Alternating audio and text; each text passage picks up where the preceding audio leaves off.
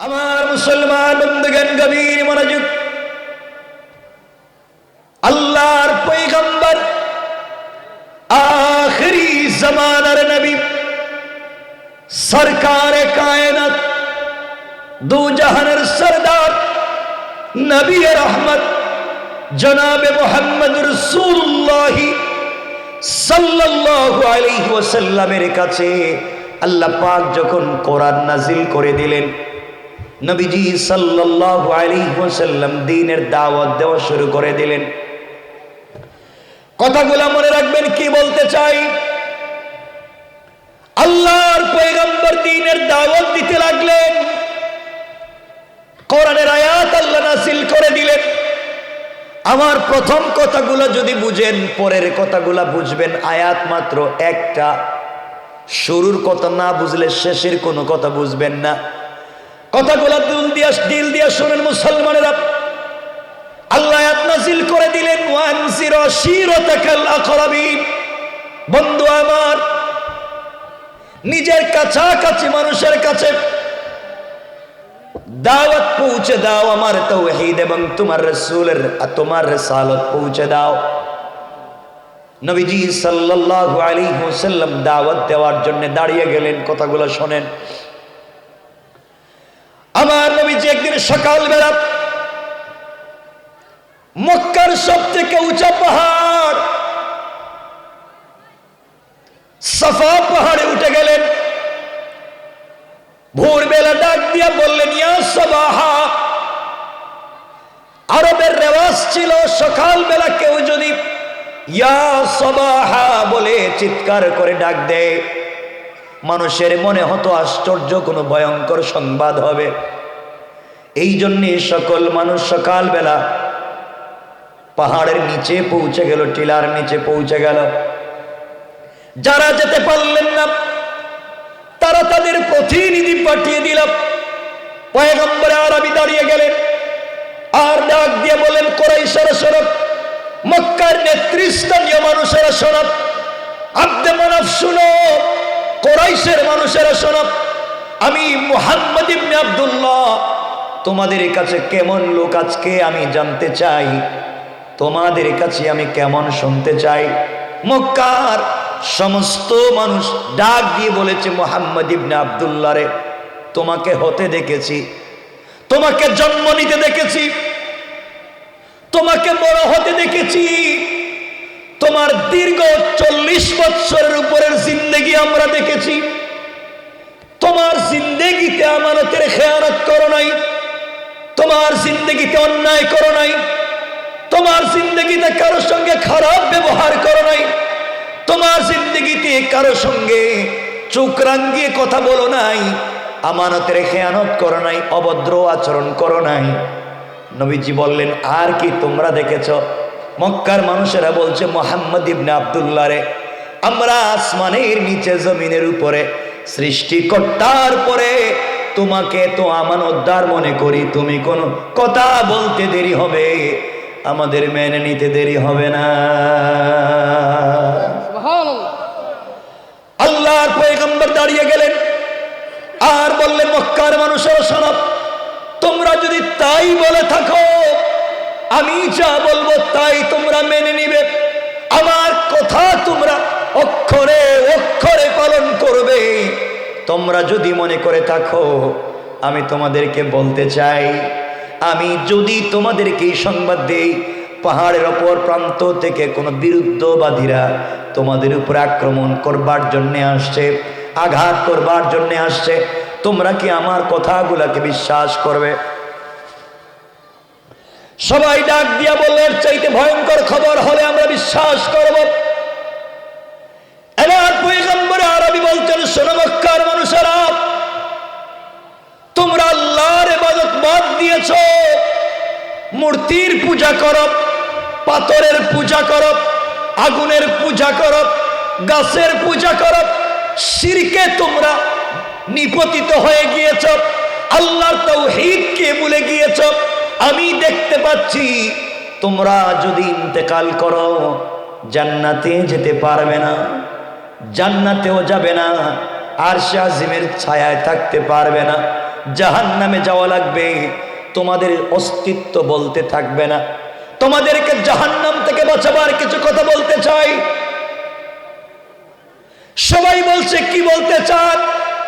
আমার নবীজি বললেন আসলিম তাসলাম, ইসলাম কবুল করো শান্তিতে থাকতে পারবে, ইসলাম গ্রহণ করো শান্তিতে থাকবে। আল্লাহর তাওহীদ, আমি রাসূলের রিসালাতকে মেনে নাও। আল্লাহ আমাকে নবী এবং রাসূল বানিয়ে পাঠিয়েছেন। কথাগুলো বুঝেন 1-2 মিনিটের।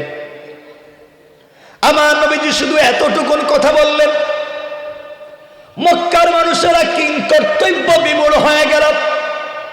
যেই লোকটাকে হতে দেখলাম, যেই লোকটাকে বড় হতে দেখলাম, যেই লোকটা আজকে যৌবনে পদার্পণ করে 40 ঊর্ধ্ব বয়স হয়েছে, আমরা তাকে সুন্দর করে চিনি, তার মুখ থেকে আজ অব্দি এমন কোনো কথা শুনিনি।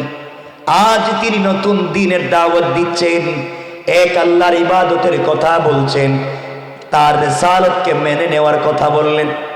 মক্কার মানুষেরা জবাব দিতে পারতেছে না।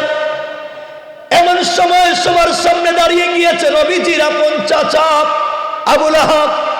আমি বলতে চাইবো, আবু লাহাব নবীজির শুধু চাচা ছিল না, নবীজির সঙ্গে 3 প্রকারের সম্পর্ক ছিল। 1 নাম্বার আবু লাহাব নবীজির চাচা, 2 নাম্বার আবু লাহাব এবং আমার রাসূল দুজন ছোট থেকে বড় হয়েছেন, একসাথে বাল্য বন্ধু ছিলেন। 3 নাম্বার সম্পর্ক হলো আবু লাহাবের 2 ছেলে উতবা এবং উতাইবার কাছে আমার নবীজি তার 2টা মেয়ে যায়নাব এবং রুকাইয়াকে বিয়ে দিয়েছিলেন। একদিকে চাচা, অপর দিকে বিয়াই। এতগুলা সম্পর্ক থাকবার পরে আবু লাহাব দাঁড়িয়ে গেল আর ডাক দিয়ে বলল, মুহাম্মদ ইবনে আব্দুল্লাহ রে, তাব্বান লাকা ইয়া মুহাম্মদ আলিহাযা জামাতানা দাউতানা। ও মুহাম্মদ ইবনে আব্দুল্লাহ, তোমার সারাদিন ধ্বংস হয়ে যাক, তুমি ধ্বংস হয়ে যাও, এই জন্য কি আমাদেরকে দাওয়াত করে একত্রিত করেছ? এই কথাগুলো বলে হাতের মধ্যে পাথর নিয়ে আমার নবীজিকে আঘাত করবার জন্য যখন উদ্যত হয়েছে আঘাত করবে, আমি যে কথা বলতে চাই আমার বন্ধুগণ, এখানে হাজারো শত মানুষ দাঁড়িয়েছিল, কেউ প্রতিবাদ করলো না, কেউ নবীজিকে গালি দিল না, কেউ নবীজির কথা শুনবার করে কোনো কথা বলল না। সর্বপ্রথম যেই লোকটা গালি দিয়েছে, নবীজিকে নিয়ে ঠাট্টা মস্করা করেছে, সে কে? বললেন না, সবাই বলেন না। চাচার পরিচয় কি? ঘরের লোক। চাচা কি বাহিরের লোক না ঘরের? সবাই বললেন না, সবাই বলেন না। চাচা বাহিরের লোক না ঘরের লোক? নবীজি দ্বীনের দাওয়াত দিলেন, প্রথম দাওয়াত দিলেন বাহিরে। যারা বাধা দিয়েছে, অন্য ধর্মের মানুষ বাধা দেয় নাই, অন্য গ্রামের মানুষ বাধা দেয় নাই। সর্বপ্রথম যে ব্যক্তি দ্বীনের দাওয়াতে বাধা দিয়েছে, সে হচ্ছে রাসূলের ঘরের লোক। কথা বলেন না কেন? সবাই বলেন। সুতরাং আজ দ্বীনের দাওয়াত দিতে গেলে, আল্লাহর তাওহীদ এবং রাসূলের রিসালাতের দাওয়াত দিতে গেলে, সর্বপ্রথম যারা বাধা দেয় তারা রাস্তাঘাটের সাধারণ পাবলিক নয়, তারা হচ্ছে আমার মতো, আপনার মতো টুপিওয়ালা, পাঞ্জাবিওয়ালা, পাগড়িওয়ালা আমাদের ঘরের লোক। ঠিক কিনা বলে? আমাদের ঘরের লোকে আমাদেরকে বাধা দেয়। আমার মুসলমান বন্ধুগণ, আবু লাহাব আমার নবীজিকে মারবার জন্য দাঁড়ালো। নবীজি সাল্লাল্লাহু আলাইহি ওয়াসাল্লাম আল্লাহর কাছে বলতে লাগলেন, আল্লাহ তাআলা, চাচা আমাকে গালি দিয়েছে, আমার অন্তরে ব্যথা লাগেনি, আমাকে নিয়ে মস্করা করেছে, আমার ব্যথা লাগেনি। আয় আল্লাহ, কিন্তু আপনাকে গালি দিয়েছে, আমার সহ্য হয় না। যে কথা বলতে চাই আপনারা বুঝেন, বুঝাতে চাইলাম। কোরআনে কারীমের 13 নম্বর পারা 14 নম্বর সূরা ইব্রাহিমের প্রথম আয়াতে আল্লাহ বলেন, আলিফ লাম রা, কিতাবুন আনজালনাহু ইলাইক লিতুখরিজান নাসা মিনাজ যুলুমাতি ইলান নূর। আল্লাহ রাব্বুল ইজ্জতুল জালাল বলেন, মুসলমানেরা, এই দুনিয়ার জমিনে একটা মাত্র কিতাব আছে যার নাম আল কোরআন। আমি আপনার উপর অবতীর্ণ করেছি। কোরআন এমন একটা লাইটের নাম, কোরআন এমন একটা ম্যাগনেটের নাম, কোরআন এমন একটা চুম্বকের নাম। তোমরা যদি সমাজের অন্ধকারাচ্ছন্ন সমাজের কোনো একটা জায়গায় কোরআন নামক লাইটটাকে, কোরআন নামক ম্যাগনেটটাকে সুন্দর করে লাগিয়ে দিতে পারো, সমাজের কোনো জায়গায় অন্ধকার থাকবে না। আলোকিত করে দিবেন কে? আরো জোরে বলেন কে? কোরআনকে বুঝো, কোরআনকে থিসিস করো, কোরআনকে অ্যানালাইজ করো। কম মনোযোগ দিবেন। কেন নবীজির ওয়ারাফা'না লাকা যিকরাক সম্মান কখন বাড়তে গেল, কেমনে বাড়ালেন, সে কথায় নিয়ে যাচ্ছে। আমার নবীজি আল্লাহর কাছে বললেন, আল্লাহ আমাকে গালি দিয়েছে, আমি মাফ করে দিলাম। আল্লাহ পাল্টা জানাইয়া দিলেন, পয়গম্বর আরবি, ও হাবিবুল্লাহ, আমার পরে তোমাকে স্থান দিয়েছি। সৃষ্টির জায়গায় এমন কোন সৃষ্টি নাই। আসমানে, জমিনে, দুনিয়ায়, আসমানে আমি যা সৃষ্টি করেছি, যেখানে আমার নাম রেখে দিয়েছি ওখানে তোমার নাম রেখে দিয়েছি। গোটা দুনিয়াকে ভৌগোলিকভাবে যেভাবে আল্লাহ সাজাইলেন, আল্লাহ বলেন পুরা দুনিয়ার ডিজাইন করেছি আমি আমার বন্ধুর নাম দিয়া। আল্লাহু আকবার। ওখানে নিয়ে যাব আপনাদেরকে। আমার বন্ধুগণ, আল্লাহ বললেন, বন্ধুরে তোমাকে গালি দিয়েছে, তুমি মাফ করে দিয়েছ। তোমাকে আঘাত করতে চেয়েছে তোমার চাচা, তুমি মাফ করে দিয়েছ। ও বন্ধু, আমি বাড়িয়ে বলতে পারি, যারা আমি আল্লাহকে গালি দিয়েছে, আবুল আহাব মাফ করে দিয়েছি। যারা আমার কোরআনকে গালি দিয়েছে, মাফ করে দিয়েছি। যারা আমাকে পাগল বলেছে, আমি মাফ করে দিয়েছি। কিন্তু যার জন্য এত কিছু আমি আল্লাহ করেছি, যাকে সম্মানিত করবার জন্য দুনিয়ার স্ট্রাকচারকে ডিজাইন করলাম, সেই কলিজার টুকরা হাবিবুল্লাহ আমার বন্ধুকে গালি দিয়েছে। আমি আবুল আহাবকে ছেড়ে দিতে পারি না, দুনিয়ার সবকিছু মাফ করে দিতে পারি, কিন্তু আমার বন্ধুকে গালি দিলে 1 মিনিটের জন্য আল্লাহ মাফ করে দিতে পারেন না। ঠিক কিনা বলেন? এবার আল্লাহ সূরা লাহাব নাজিল করলেন। এটা আমার মূল আলোচ্য বিষয় না। সূরা লাহাব নাজিল করলেন তার বিরুদ্ধে, কিন্তু আমার কথা হচ্ছে সূরার মধ্যখানে আল্লাহ একটা আয়াত জুড়ে দিলেন। আল্লাহ বললেন, ওয়ামরাতুহু হাম্মালাতাল হাতাব, একটা আয়াত বাড়িয়ে দিলেন। আর আল্লাহ বললেন, পয়গম্বর আরবি বন্ধু আমার, শুধু আবুল আহাবকে আমি ধ্বংস করে দিয়েছি তা না, তার স্ত্রী উম্মে জামিল তাকেও ধ্বংস করে দিয়েছি। ওয়ামরাতুন উম্মে জামিলকে আমি ধ্বংস করে দিয়েছি। কেন উম্মে জামিলকে ধ্বংস করলেন? আহাবের স্ত্রী, আমার নবীজির বিয়াই, তাকে ধ্বংস করবার কথা কেন আসলো? হাম্মালাতুন শব্দের 2টা তাফসীর মুফাসসিরিনে কেরাম তাফসীরের কিতাবে লিখেছেন। একটা তাফসীর হলো হাম্মালাতুন শব্দের অর্থ হলো, ব্যাখ্যা হলো, এই মহিলা বাড়িতে বাড়িতে, রাস্তায় রাস্তায়, দোকানে দোকানে, যেখানে যায় সেখানে বসে গীবত করে, শিকায়ত করে, সমালোচনা করে, আমার নবীকে গালি দেয়, আমার নবীর বিরুদ্ধাচরণ করে, যেখানে সেখানে গালিগালাজ করে, বদনাম করে, গীবত করে, শিকায়ত করে। আল্লাহ বলেন, হাম্মালাতুন, গীবত শিকায়তকারিনী মহিলাকে আমি আল্লাহ ধ্বংস করে দিয়েছি। 2 নম্বর ব্যাখ্যা, এই মহিলা কাটাওয়ালা, শক্ত অন্যায় কাঠ এনে, কাটাওয়ালা জিনিস এনে রাস্তায় ফেলে দিয়ে আমার নবীকে কষ্ট দিত। এই জন্যে আল্লাহ তাকেও ধ্বংসের কথা বললেন, এখানে শেষ হয়ে যেতে পারত। এই উম্মে জামিল যে কথা বলতে চাই, কোরআন কেমনে বাঁচাইয়া দেয় দেখেন।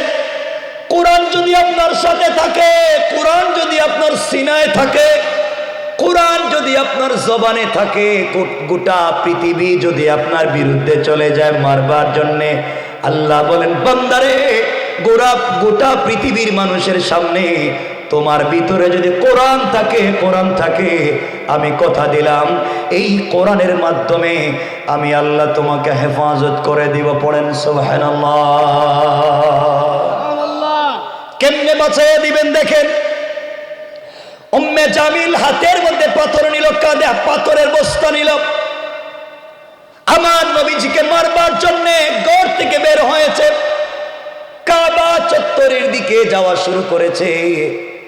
এদিকে রাসূল পাক সাল্লাল্লাহু আলাইহি ওয়াসাল্লাম সিদ্দিকে আকবরকে সঙ্গে নিয়ে কাবা চত্বরে গিয়ে সিদ্দিকে আকবর বসে আছেন। আমার নবী সিদ্দিকে আকবরের রানের উপরে মাথা রেখে শুয়ে আছেন। আমার নবীজি শুয়ে শুয়ে কোরআন তিলাওয়াত করেন।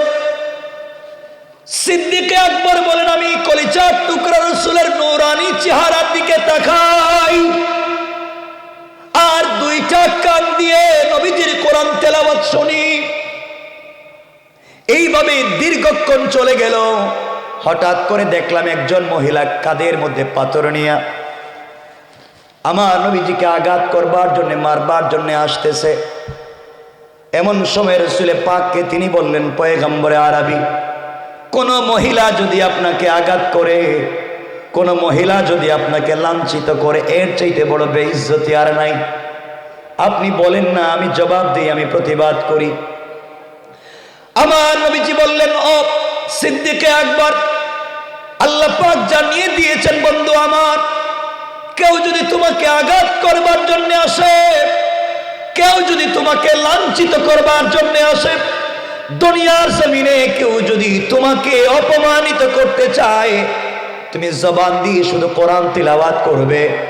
আর আমি আল্লাহ কথা দিলাম বন্ধুরে, তুমি কোরআন তিলাওয়াত করতে থাকবে, তোমাকে হেফাজত করার জিম্মাদার স্বয়ং আমি আল্লাহ। আল্লাহু আকবার।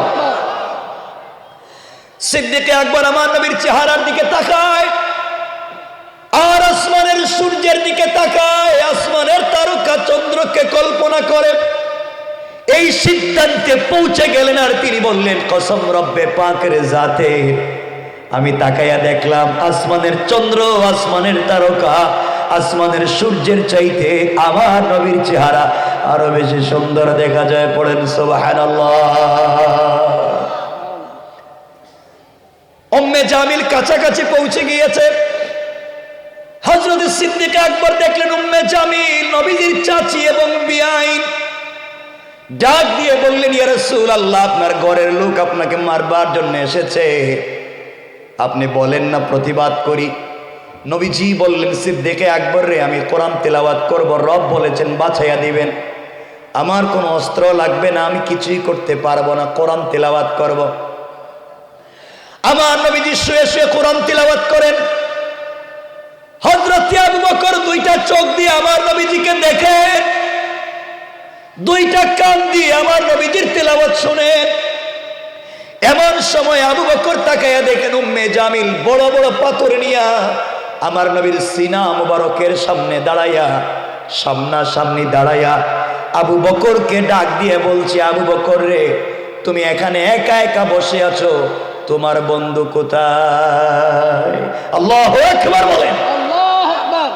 আবু বকর আশ্চর্য হয়ে গেলেন। উম্মে জামিল বলে কি, আমি দেখি আমার নবীজি আমার রানে শুয়ে আছেন, আমি কান দিয়ে নবীজির তেলাওয়াত শুনি, দুইটা চোখ দিয়ে দেখি উম্মে জামিল সরাসরি নবীজির সিনার সামনে দাঁড়াইয়া আমাকে দেখে আমার নবীজিকে দেখে না, ব্যাপার কি? তিনি বললেন, উম্মে জামিল রে, তুমি নবীজিকে খুঁজতে এসেছো, তোমার ভাতিজা তুমি খুঁজে দেখো কোথায় আছে। উম্মে জামিল পুরা কাবা চত্বর খুঁজে কোথাও না পেয়ে আবার আমার নবীর সামনে দাঁড়ায়া আবু বকরকে বলছে, আবু বকর বলো না, আজকে তোমার বন্ধু নাই, তুমি একা একা বসে আছো। উম্মে জামিল বলে যাচ্ছি, শোনো, তোমার বন্ধু আমার ভাতিজা এবং বিআই মুহাম্মদ ইবনে আব্দুল্লাহকে মক্কার কোন জায়গায় যদি আমি পাই, আস্ত রাখবো না, মেরে ফেলবো।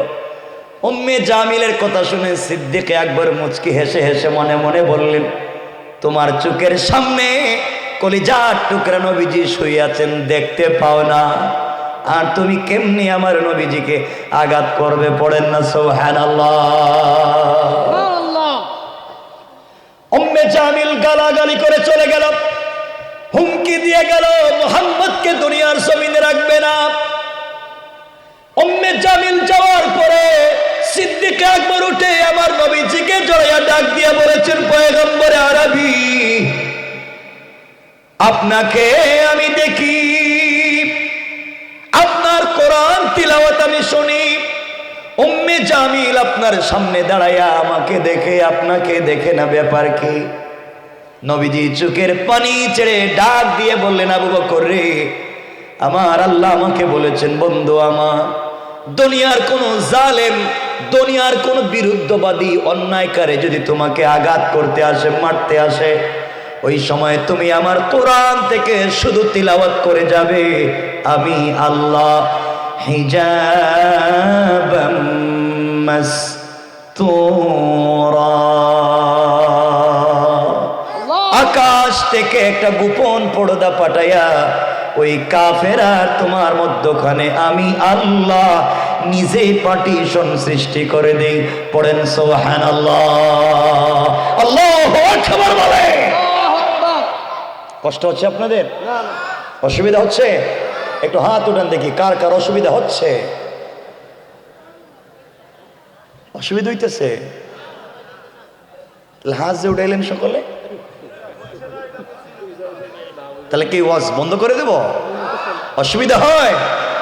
আপনাদের অসুবিধা মানে আমার ডাবল সুবিধা, তাড়াতাড়ি রেখে দিলাম।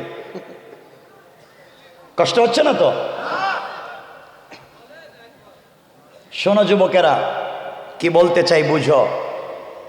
আজকে কোরআন রাসূল পাক তিলাওয়াত করলেন, তাকে বাঁচিয়ে দিলেন। আরেকটা কথা, 1 মিনিটে কোরআন থাকলে কেমনে বেঁচে যাবেন, আর এই কোরআনকে রাসূল ফলো করবার কারণে সম্মান কোথায় চলে গেল, সে কথাই আজকে বুঝাতে চাই। এই কোরআন যদি আপনার কাছে থাকে, আমার কাছে থাকে, আমাদেরকে সম্মানিত করে দিবেন কে? আল্লাহ। সকলে আওয়াজ করে বলেন, কে? আল্লাহ। সে 1 মিনিট এই কথা বলে আমরা আলোচনাকে আর সংক্ষেপ করব। কথাগুলো বুঝেন, যেটা শেষে বলার কথা ছিল ওটা আগে বলতেছি, তাহলে মূল কথা একসাথে বুঝে নেবেন। কোরআন নবীজির কাছে ছিল, উম্মে জামিল মারতে এসেছে, নবীজিকে দেখেছে? না। বাঁচিয়ে দিয়েছেন কে? আল্লাহ। কিসের মাধ্যমে? আবার বলেন। এই কোরআন আমাদের কাছে আছে? আছে, মসজিদের মক্তবে আছে, মসজিদের ভিতরে রাখা। কোরআন দিয়ে আজকে কি করছেন? কোরআন রে বানাইছেন জানাজার জিয়ারত করার বই, কোরআন রে বানাইছেন শবে বরাত আর শবে কদরে খতম পড়ার বই, কোরআন রে বানাইছেন কেউ মইরা গেলে তার বাড়িতে 10 জন মিলে খতম পড়ে 300 টাকা করে পাওয়ার বই। ঠিক কিনা বলেন? কোরআনকে বানিয়েছেন তাবিজ আর কবজ দেওয়ার বই। রব বলেছেন কোরআন তোরা physics, chemist, biology, physiology, druggist, science, arts, algebra, জ্যামিতি, পৌরনীতি, অর্থনীতি, লসাগু, কসাগু, দুনিয়ার সৃষ্টি থেকে কিয়ামত অবধি যা হবে, রব বলেছেন তিবিয়ানান লিকুল্লি শাই, সব কিছুর পূর্ণাঙ্গ ব্যবস্থা দিয়ে আল্লাহ পাক বলেছেন কোরআন নাজিল করেছি। পড়েন সুবহানাল্লাহ। কোরআন বাদ দিয়ে দিছি, কোরআন বাদ। কথাগুলো বুঝে মুসলমানেরা, যে কথা বলতে চাইলাম, কোরআন থাকলে আল্লাহ কেমনে আপনাকে বাঁচাইয়া দিবেন, দিল দিয়া শোনো। যে কথা শেষে বলার কথা ছিল আগে নিয়ে আসছি শুধু বুঝাবার জন্যে। নবীজি সাল্লাল্লাহু আলাইহি ওয়াসাল্লাম যেদিন হিজরত করে মক্কা থেকে মদিনায় যাবেন, ঘটনা উদ্দেশ্য না, 1 মিনিট বুঝেন।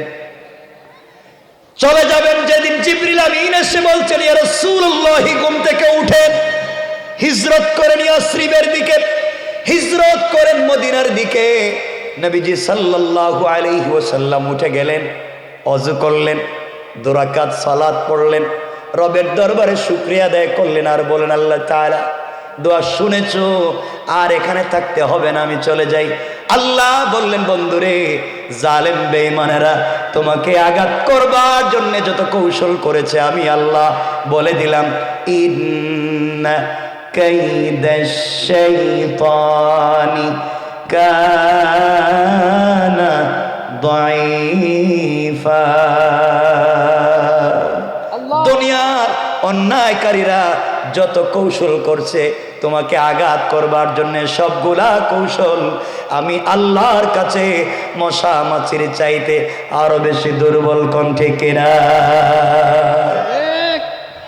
আমার নবীজি সালাত পড়ে বের হয়ে যাবেন, হঠাৎ কানের পর্দায় আওয়াজ এসেছে, আওয়াজ এসেছে। ঘরের বাহিরের চতুর্দিকে কাফের নেশা নিয়া, তীর নিয়া, বল্লম নিয়া, তরবারি নিয়া, অস্ত্র নিয়া ঘর থেকে বের হলে মুহাম্মদ ইবনে আব্দুল্লাহকে মেরে ফেলবে, ঘর থেকে যেতে দিবে না। এবার নবীজি চোখের পানি ছেড়ে আল্লাহকে বলছেন, আল্লাহ তাআলা আপনি আমাকে বলেছেন ঘর থেকে বের হয়ে যাওয়ার জন্যে, এদিকে কাফেরেরা আমার ঘরের চতুর্দিক বেষ্টন করে দিয়েছে, ঘর থেকে বের হলেই তো মেরে ফেলবে। আল্লাহ বললেন, বন্ধু আমার, তোমার কাজ হলো আমার কোরআন থেকে তেলাওয়াত করে বের হয়ে যাওয়া, আর আমার দায়িত্ব হলো তোমাকে হেফাজত করে দেওয়া। সুবহানাল্লাহ, আল্লাহু আকবার বললেন না? আল্লাহু আকবার। এবার নবীজি ঘর থেকে বের হয়ে যাচ্ছেন, দরজার কাছাকাছি চলে গেলেন, দরজা খুলে ফেলবেন। আল্লাহকে ডাক দিয়া বলেছেন, আল্লাহ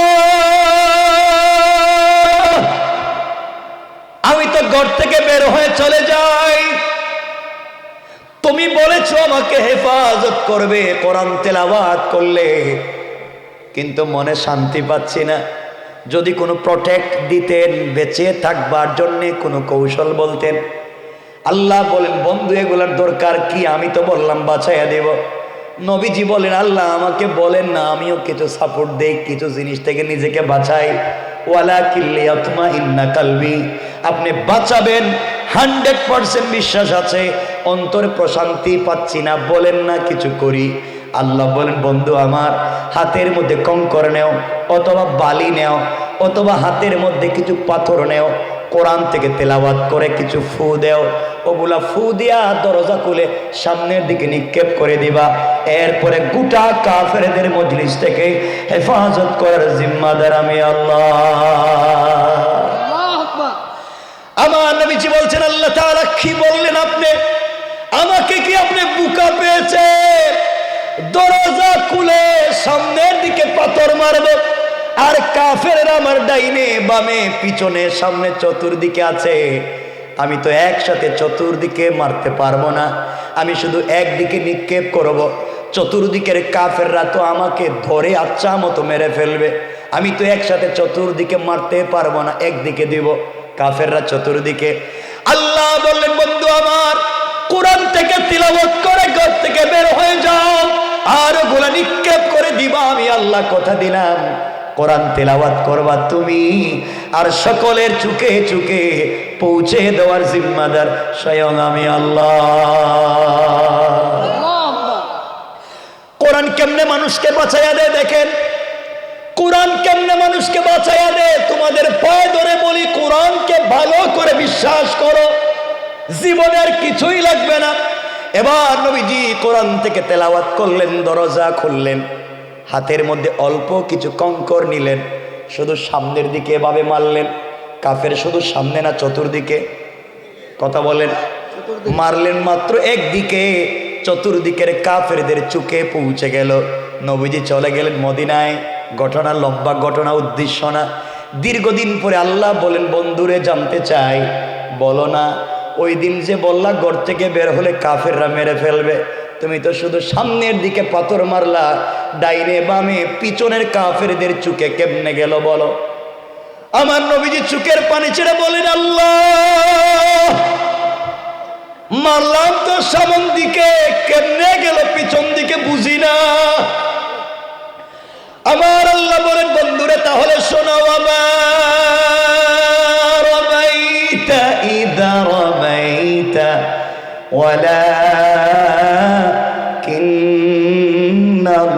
ওয়ালাকিন্নাল্লাহ রামা। ও আমার বন্ধু, তুমি যখন আমার উপরে ভরসা করে আমার কোরআনকে বুকে ধারণ করে নিক্ষেপ করেছো, এটা তোমার হাত থাকে নাই, তোমার হাত থাকে নাই, সাথে সাথে আমি আল্লাহর কুদরতের হাত হয়ে গিয়েছে। আর আমি আমার হাত দিয়া গোটা কাফেরদের চোখে চোখে পৌঁছে দিয়েছি। কোন সুবহানাল্লাহ, আল্লাহু আকবার। এজন্য আল্লাহ বললেন কিতাবুন আনজালনাহু ইলাইকা লিতুখরিজান নাসা মিনাজ যুলুমাতি ইলান নূর। কোরআন নামক ম্যাগনেট যদি সাথে রাখতে পারো বান্দারে, দুনিয়ায় তোমার ভয় নাই, চিন্তা নাই। কোরআন তেলাওয়াত করার দায়িত্ব তোমার, আর হেফাজতের জিম্মাদার স্বয়ং আমি আল্লাহ। পড়েন সুবহানাল্লাহ, আল্লাহু আকবার বলেন, জোরে বলেন। এতটুকুন তো বুঝেছেন? বুঝতে পারলেন না? এতটুকুন তো বুঝছেন যে কোরআন মানুষকে বাঁচাতে পারে কি পারে না? সবাই বলেন পারে কি পারে না? কোরআন বুঝো, আর কিচ্ছু না। সমাজে দাঙ্গা করো না, সমাজে সন্ত্রাসবাদ, উগ্রবাদ, চরমপন্থা, জঙ্গিবাদ, ফেন্সিডিল, ইয়াবা, মাদক সব বাদ দাও। আল্লাহর তাওহীদকে ফলো করো, রাসূলের রিসালাতকে আঁকড়ে ধরো, বাস্তব জীবনে কোরআন প্রতিষ্ঠা করো। জমিনে দ্বীন জিন্দা করে দিবেন কে? আল্লাহ। কথাগুলো শুনবেন। এই রাসূল যখন দেখলেন কোরআন এই করে, আল্লাহ বলেন বন্ধু আমি তোমার অনেক সম্মান বাড়িয়ে দিয়েছি। কেমনে? ওয়ারাফা'না লাকা যিকরাক, অনেক সম্মান দিছে। কেমনে দিছেন? আল্লাহ বলেন বন্ধু দেখো, আল্লাযী আনকাযা যহরাক ওয়া ওয়াদা'না আনকা উযরাক, তোমার বুকের উপরে একটা বোঝা ছিল, এই বোঝাকে হালকা করে দিয়েছি। তোমার বুকে একটা চাপ ছিল, চাপকে দূর করে দিয়েছি। আল্লাহ কেমনে দিয়েছেন? নবীজিকে আল্লাহ বলছেন বন্ধু দ্বীনের দাওয়াত দিতে দুই জিনিস লাগে। কয় জিনিস? সবাই বললেন না। একটা হচ্ছে দাওয়াত দিতে গেলে টাকা লাগবে, সম্পত্তি লাগবে। টাকা পয়সা না থাকলে আপনি কিন্তু সব জায়গায় দ্বীনের দাওয়াত দিতে পারবেন না। পারবেন? নবীজি বললেন বন্ধু আমি যখন চিন্তা করলাম দ্বীনের দাওয়াত তোমাকে দিয়েই দিব, তখন মক্কার সব থেকে সম্ভ্রান্ত মেয়েকে, সব থেকে টাকাওয়ালা মেয়েকে আমি আল্লাহ তোমার প্রেমে ফেলে দেয়া ওই মেয়েটাকে তোমাকে বিয়ে করাইয়া তার সমুদয় সম্পত্তি ইসলামের রাস্তায় নিয়ে এসে দুহাত উজাড় করে দান করে দিয়ে দিন বিজয়ের স্বপ্ন দেখিয়েছি। বলেন সুবহানাল্লাহ। বলল আল্লাহ ঠিক আছে বুঝছি, খাদিজাকে বিয়ে করাইয়া তার টাকা পয়সা দিনের রাস্তায় ব্যয় করাইয়া আমার দিলের কষ্ট দূর করছো, আর কি? আল্লাহ বলেন দেখো তুমি কোরআন তিলাওয়াত করতে বড় কষ্ট হতো, একটা আয়াত নাজিল হওয়ার পরে মুখস্থ করবার জন্য ঘাম ঝরে যেত, বারবার জিহ্বা নাড়াতে আমি বলছি লা তুহাররিক বিলিসানাক লিতাজালা বি। বন্ধু কোরআন নাজিল হলে আর তোমাকে জিহ্বা নাড়িয়ে কষ্ট করতে হবে না, পুরা 30 পারা কোরআন তোমার সিনার ভিতরে নাজিল করে দেওয়ার দায়িত্ব নিয়েছি আমি আল্লাহ। তোমাকে কত সহজ করে দিলাম। আল্লাহ আর কি করেছেন? আল্লাহ বলছেন বন্ধু দ্বীনের দাওয়াত দিতে গেলে ক্ষমতা লাগে। ক্ষমতা না থাকলে, পাওয়ার না থাকলে আপনার সব জায়গায় দাওয়াত নিয়ে যাইতে পারবে না। বাইরন আপনি কোত্থেকে আইছেন? বাইরন বলবে না? আল্লাহ বলছেন বন্ধু যদিও তোমার চাচা আবু তালেব দ্বীন গ্রহণ করেনি, ইসলাম কবুল করেনি, কিন্তু তোমার প্রতি তার দিলের ভিতরে একটা আন্তরিকতা আমি তৈরি করে দিয়েছি, একটা টান তৈরি করে দিয়েছি, এমন টান তার দিলে তৈরি করে দিয়েছি সে দ্বীন কবুল না করলেও সে যতদিন বেঁচে থাকবে মক্কার পৃথিবীর কোনো মানুষের ক্ষমতা নাই তোমার শরীরে ফুল দিয়ে ঠুকা দিবে। সুবহানাল্লাহ। আল্লাহু আকবার বললেন না? কারণ পৃথিবীতে একজন ব্যক্তি যার নাম আবু তালেব রাসূল পাকের হাত ধরেছে, ইসলাম কবুল করেননি, হাত ধরে নিয়ে গিয়েছেন কাবা চত্বরে। কাবা চত্বরে আমার নবীর হাত ধরে বলেছেন ও বিশ্ববাসী শোনো, ও মক্কার নেতা লিডারেরা শোনো, এটা হচ্ছে মুহাম্মদ ইবনে আব্দুল্লাহ, আমি আবু তালেব, আমার ভাতিজা। আমার ভাতিজা দ্বীনের দাওয়াত দিবে, আপনাদের ভালো লাগলে শুনবেন নাইলে শুনবেন না। খবরদার আমার ভাতিজার দিকে রক্ত চক্ষু রাঙ্গিয়ে কথা বলবার অধিকার নাই। আমি ইসলাম কবুল করিনি, কিন্তু আমার ভাতিজাকে আঘাত করলে কাউকে ছেড়ে দেব না। আল্লাহু আকবার বললেন না? এ কথা বলবার পরে নবীজির সাহস 100 গুণ বেড়ে গেল। মক্কার অলিতে গলিতে দ্বীনের দাওয়াত দিতে লাগলেন, কেউ তাকে বাধা দিতে পারলো না। আল্লাহু আকবার। আল্লাহ বলেন, বন্ধু 3 জিনিসের দরকার ছিল। কোরআন শক্ত জিনিস তোমার দিলে নাজিল করে দিয়া,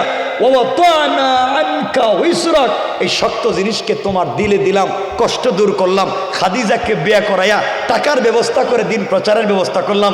আবু তালেবের দিল নরম করে ইসলামের জন্য শক্ত করে দিলাম। শক্ত পাইছো, দিনের দাওয়াত দাও। সুবহানাল্লাহ বললেন। বন্ধু তোমার সম্মান বাড়াইছি। আল্লাহ বলেন, নবীজি বলেন, ঠিক আছে, আল্লাহ সম্মান বাড়াইছে। হঠাৎ করে, সংক্ষেপ, আমরা খুব লম্বা দূরে যাব না তো, হঠাৎ করে একটা বছর আসলো যে বছরে রসুলের চাচা ইন্তেকাল করলেন, আবু তালেব ইন্তেকাল করলেন। নবীজি কষ্ট পেয়ে গেলেন। আহারে, আমি এখন রাস্তাঘাটে কেমনি দাওয়াত দিব? নবীজি কি আমাকে তো মাইরা ফেলাবে। এর কয়েকদিন পরেই কলিজার টুকরা স্ত্রী খাদিজাতুল কুবরা ইন্তেকাল করলেন। এখন নবীজির চাচাও নাই, নবীজির স্ত্রীও নাই। তো খাদিজার সঙ্গে রসুলের গঠে যাওয়া খুনসুটি চমৎকার ছিল। এগুলো অনেক লম্বা বিষয়, সুযোগ থাকলে সামনে বলবো, মনে রাখবেন। দুজন নাই। তো নবীজি আল্লাহর কাছে বলছেন, আল্লাহ আপনি বললেন চাচাকে দুর্বল করে আমাকে শক্তিশালী করছেন, খাদিজাকে বিয়ে করাইয়া দিনের রাস্তায় আমাকে শক্ত করছেন, দুজনই তো নাই, তো কোথায় আমার সম্মান বাড়াইছেন? নবীজি আল্লাহর কাছে বলতে লাগলেন। আমার মুসলমান বন্ধুগণ, গভীর মনোযোগ। আল্লাহর পয়গম্বর, আখিরি জামানার নবী, সরকারে কায়নাত, দু জাহানের সরদার, নবী রহমত জনাবে মুহাম্মদুর রাসূলুল্লাহ সাল্লাল্লাহু আলাইহি ওয়াসাল্লাম সিদ্ধান্ত নিলেন, আর মক্কায় থাকবো না। ঘরের ভিতরে খাদিজা নাই, এই ঘরের ভিতরে থাকবার মতো সুযোগ নাই। ঘরের ভিতরে আমার চাচা নাই।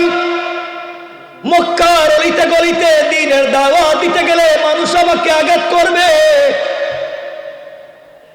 দ্বীনের দাওয়াত দিলে মানুষ আমাকে কষ্ট দিলে, ঘরের ভিতরে আসলে যার কথা শুনলে দিল ঠান্ডা হয়ে যায়, সেই খাদিজা ঘরের ভিতরে নাই। নবীজির চিন্তার শেষ নাই। খাদিজা রাদিয়াল্লাহু তাআলা আনহা যখন ইন্তেকাল করলেন, আমার নবীজি দ্বীনের দাওয়াত নিয়ে যখন বাহিরে থাকতেন, বিকাল বেলা ঘরে আসতেন, ঘরের দরজায় নক করলে সাথে সাথে ঘরের দরজা খুলে যেত। নবীজি সাল্লাল্লাহু আলাইহি ওয়াসাল্লাম খাদিজাকে বলতেন, খাদিজা আমি তো জওয়ান, তুমি প্রায় 75 বছরের উপরে তোমার বয়স, বৃদ্ধা হয়ে গিয়েছো, তুমি কি রাত্রবেলা ঘুমাও না?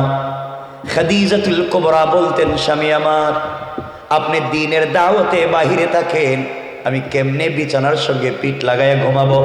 আমি সারা রাত্র দরজার সঙ্গে পিঠ লাগাইয়া দাঁড়িয়ে থাকি, কখন আমার কলিজার টুকরা স্বামী দরজায় নক করবেন, সাথে সাথে যেন আমি দরজা খুলে দিতে পারি। কোন সুবহানাল্লাহ। সুবহানাল্লাহ। কেমন স্ত্রী, কেমন স্বামী! খাদিজাকে নবীজি এত ভালোবাসতেন, কয়েক মিনিটে বলে দিই, খাদিজাকে এত ভালোবাসতেন, নিজে 21 বছর অথবা 25 বছর বয়সে বৃদ্ধা একজন মহিলাকে বিয়ে করলেন। এত ভালোবাসা তৈরি হয়েছিল, আল্লাহর রাসূল খাদিজার ইন্তেকালের আগ পর্যন্ত কোন মহিলাকে বিয়ে করলেন না। আমার বন্ধুগণ, সকালবেলা একদিন সারাদিন দ্বীনের দাওয়াত দিয়ে বিকেল বেলা আমার নবীজি ঘরে ফিরলেন। ঘরকে কেমন করে সাজাতে হবে শুনে যাও। ও মুসলমানেরা, কথাগুলো দিল দিয়ে শোনো। আমার মায়ের বোনেরা শুনেন, খাদিজা তার স্বামীর জন্য কেমন ছিলেন। ঘরকে সুন্দর করতে হলে কেমন করা লাগবে শোনো। নবীজি সাল্লাল্লাহু আলাইহি ওয়াসাল্লাম দ্বীনের দাওয়াত নিয়ে বাহিরে ঘরে আসলেন। এসে দেখেন খাদিজাতুল কুবরা কাঁদতেছেন, বিছানার মধ্যে শুয়ে আছেন। রাসূল পাক মাথায় হাত দিয়ে দেখলেন প্রচন্ড জ্বর উঠেছে, শরীর কাঁপতেছে। জিজ্ঞাসা করলেন, খাদিজা তোমার কি হয়েছে? খাদিজা ডাক দিয়ে বললেন, স্বামী আমার দর্দে সিনা, বুকের ব্যথা বেড়ে গিয়েছে, প্রচন্ড জ্বর উঠেছে, মনে হয় বাঁচব না। আর মনে হয় বাঁচব না, পৃথিবীর জমিন থেকে বিদায় নিব। মনের ভিতরে কোনো ব্যথা নাই, কিন্তু আমি আপনাকে কোথায় রেখে যাব? পুরা মক্কায় দুশ্মনের অভাব নাই। আমি আপনাকে কার কাছে রেখে যাব? আমি খাদিজা আপনার ঘরে আসার পরে কোনদিন আপনাকে নিজের হাতে খেতে দেই নাই। আমি খাদিজা আপনার ঘরে আসার পরে কোনদিন আপনাকে নিজের হাতে গোসল করতে দেইনি। আমি খাদিজা আপনার ঘরে আসার পরে কোনদিন আপনার কষ্ট হবে এমন কোনো কাজ আমি করতে দেইনি। আপনি সারাদিন দিনের দাওয়াত নিয়ে বাহিরে যান, মানুষ আপনাকে কষ্ট দেয়, মানুষ আপনাকে গালি দেয়, আমি জানি। এজন্য আমার যত কষ্ট হয় না কেন, আপনি ঘরে আসার সময় সেজে গুজে ঘরের দরজায় দাঁড়িয়ে থাকি। যখন আপনি খাদিজা বলে ডাক দেন, ঘরের দরজা খুলে দিয়ে আপনাকে জড়াই আপনার কপালে চুম্বন দিয়া সারা দিনের কষ্টগুলো আমি খাদিজা দূর করে দে। আল্লাহু আকবার বলে। কেমন স্ত্রী ছিলেন খাদিজা! ডাক দিয়ে বলছেন, স্বামী আমার, নির্ঘাত আমি মরে যাব, কার কাছে আপনাকে রেখে যাব দুশ্মনের এই দুনিয়ায়? কাঁদতেছেন, হাত কাঁপতেছেন, কথা বলতে পারতেছেন না। এবার খাদিজাতুল কুবরা বলছেন, স্বামী কিছু কথা বলতে চাই। আপনার ঘরে আসার পরে হয়তো ঠিক মতো আপনার খিদমত করতে পারিনি, যেভাবে ভালোবাসবার কথা ছিল পারিনি, যেভাবে আপনাকে সেবা করবার কথা ছিল পারিনি। আমি মরে গেলে আপনি স্বামী হিসাবে ক্ষমা করে দিবেন। আমার নবীজি খাদিজাকে জড়াইয়া ডাক দিয়া বললেন, খাদিজা কি বলেছ? তুমি আমার ঘরে আসার পরে তোমার সম্পত্তি দ্বীনের রাস্তায় ব্যয় করে দিন বিজয় করেছ। জীবনে যত কষ্ট পাই না কেন, ঘরে আসলে তোমার চেহারা দেখলে সব ভুলে যায়। তুমি আমাকে চলার পড়েছ। এই দুনিয়ার জমিনে আমার বাবা নাই, এই দুনিয়ার জমিনে আমি মুহাম্মদের মা নাই, এই দুনিয়ার জমিনে আমার ভাই নাই, আমার বোন নাই, কেউ নাই, সব নাই। কিন্তু তুমি আমাকে এমন করে আগলে ধরেছ, সব আমাকে বুলাইয়া দিয়েছ। তুমি কি বলতে চাও খাদিজা? স্বামী হিসাবে তোমার হক আদায় করতে পারিনি, তুমি আমাকে ক্ষমা করে দিও, তোমাকে আমি জীবনে কোনোদিন বলতে পারবো না। খাদিজাতুল কুবরা বলছেন, স্বামী ইন্তেকাল তো করবো, বাঁচবো না, কয়েকটা ওসিয়ত আপনাকে করতে চাই। জীবনে কিছু চাইলাম না, আজ আপনার কাছে কিছু জিনিস চাইব। এবার নবীজি চোখের পানি ধরে রাখতে পারলেন না। হাদিসে আসছে নবীজি বাচ্চাদের মতো ফুপায়া ফুপায়া কাঁদতে লাগলেন।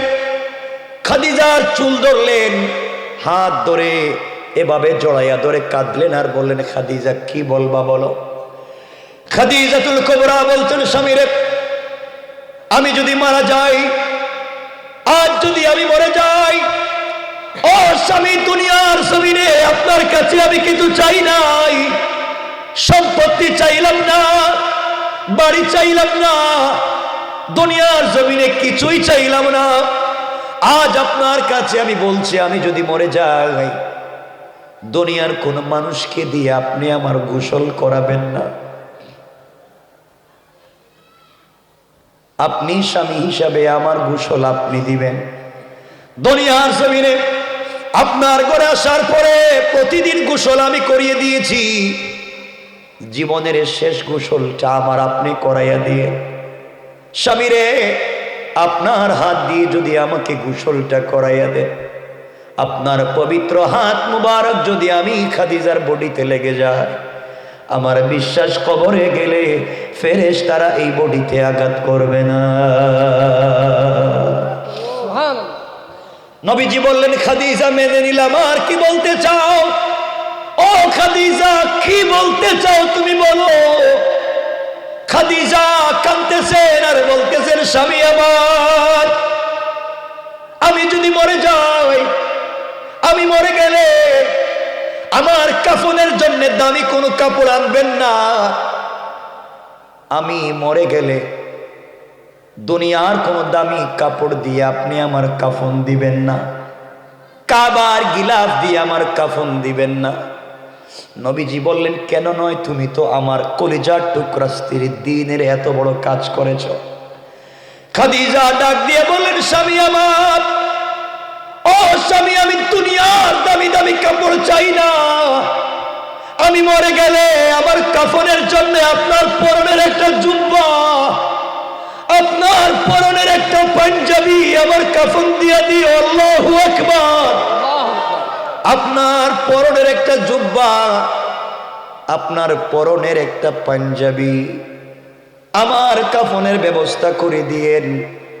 আপনার পরনের পাঞ্জাবি যদি আমার বডিতে লেগে যায়, যেই বডিতে এই পাঞ্জাবি ছিল তার বডিতে মোহরে নবুয়ত ছিল। এই পাঞ্জাবি পরা অবস্থায় আপনার কাছে কত শতবার জিবরাইল এসেছে। ও পয়গম্বর, আপনার একটা জুব্বা আমার পরনে দিয়ে দিবেন। কবরের ভিতরে যদি চলে যায়, আমার বিশ্বাস যেই বডিতে রহমতের নবীর কাপড় থাকবে, সেই বডির উপরে কবরের ফেরেশতারা আঘাত করবে না।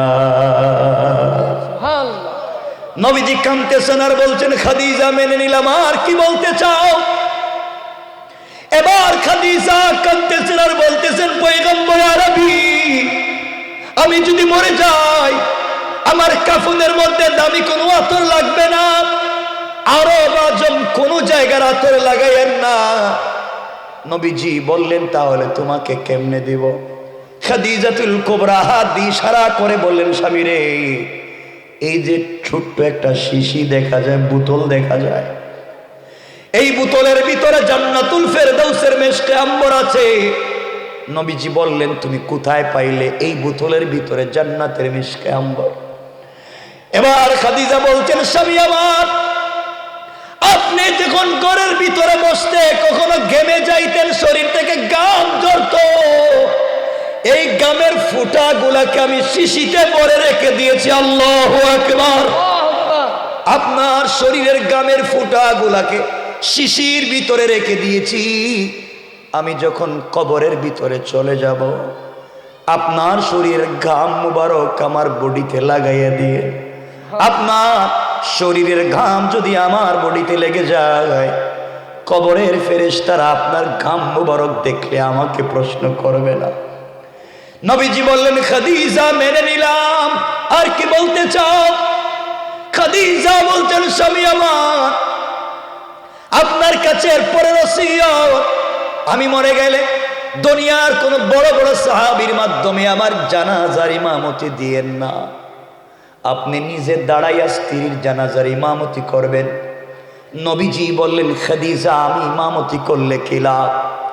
খাদিজাতুল কুবরা বলছেন, স্বামী আমার, আপনি যখন ইমামতির মুসল্লায় দাঁড়াবেন, আমার লাশ আপনার সামনে থাকবে।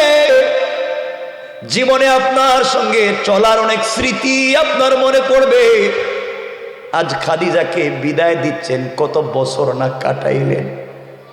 কথাগুলা মনে পড়ে, যদি কোনো স্মৃতি মনে পড়ে যায়, আর যদি আপনার চোখ থেকে এক ফোঁটা পানি ঝরে যায়, আমি খাদিজার জন্য জাহান্নাম হারাম হয়ে জান্নাত ওয়াজিব হয়ে যাবে।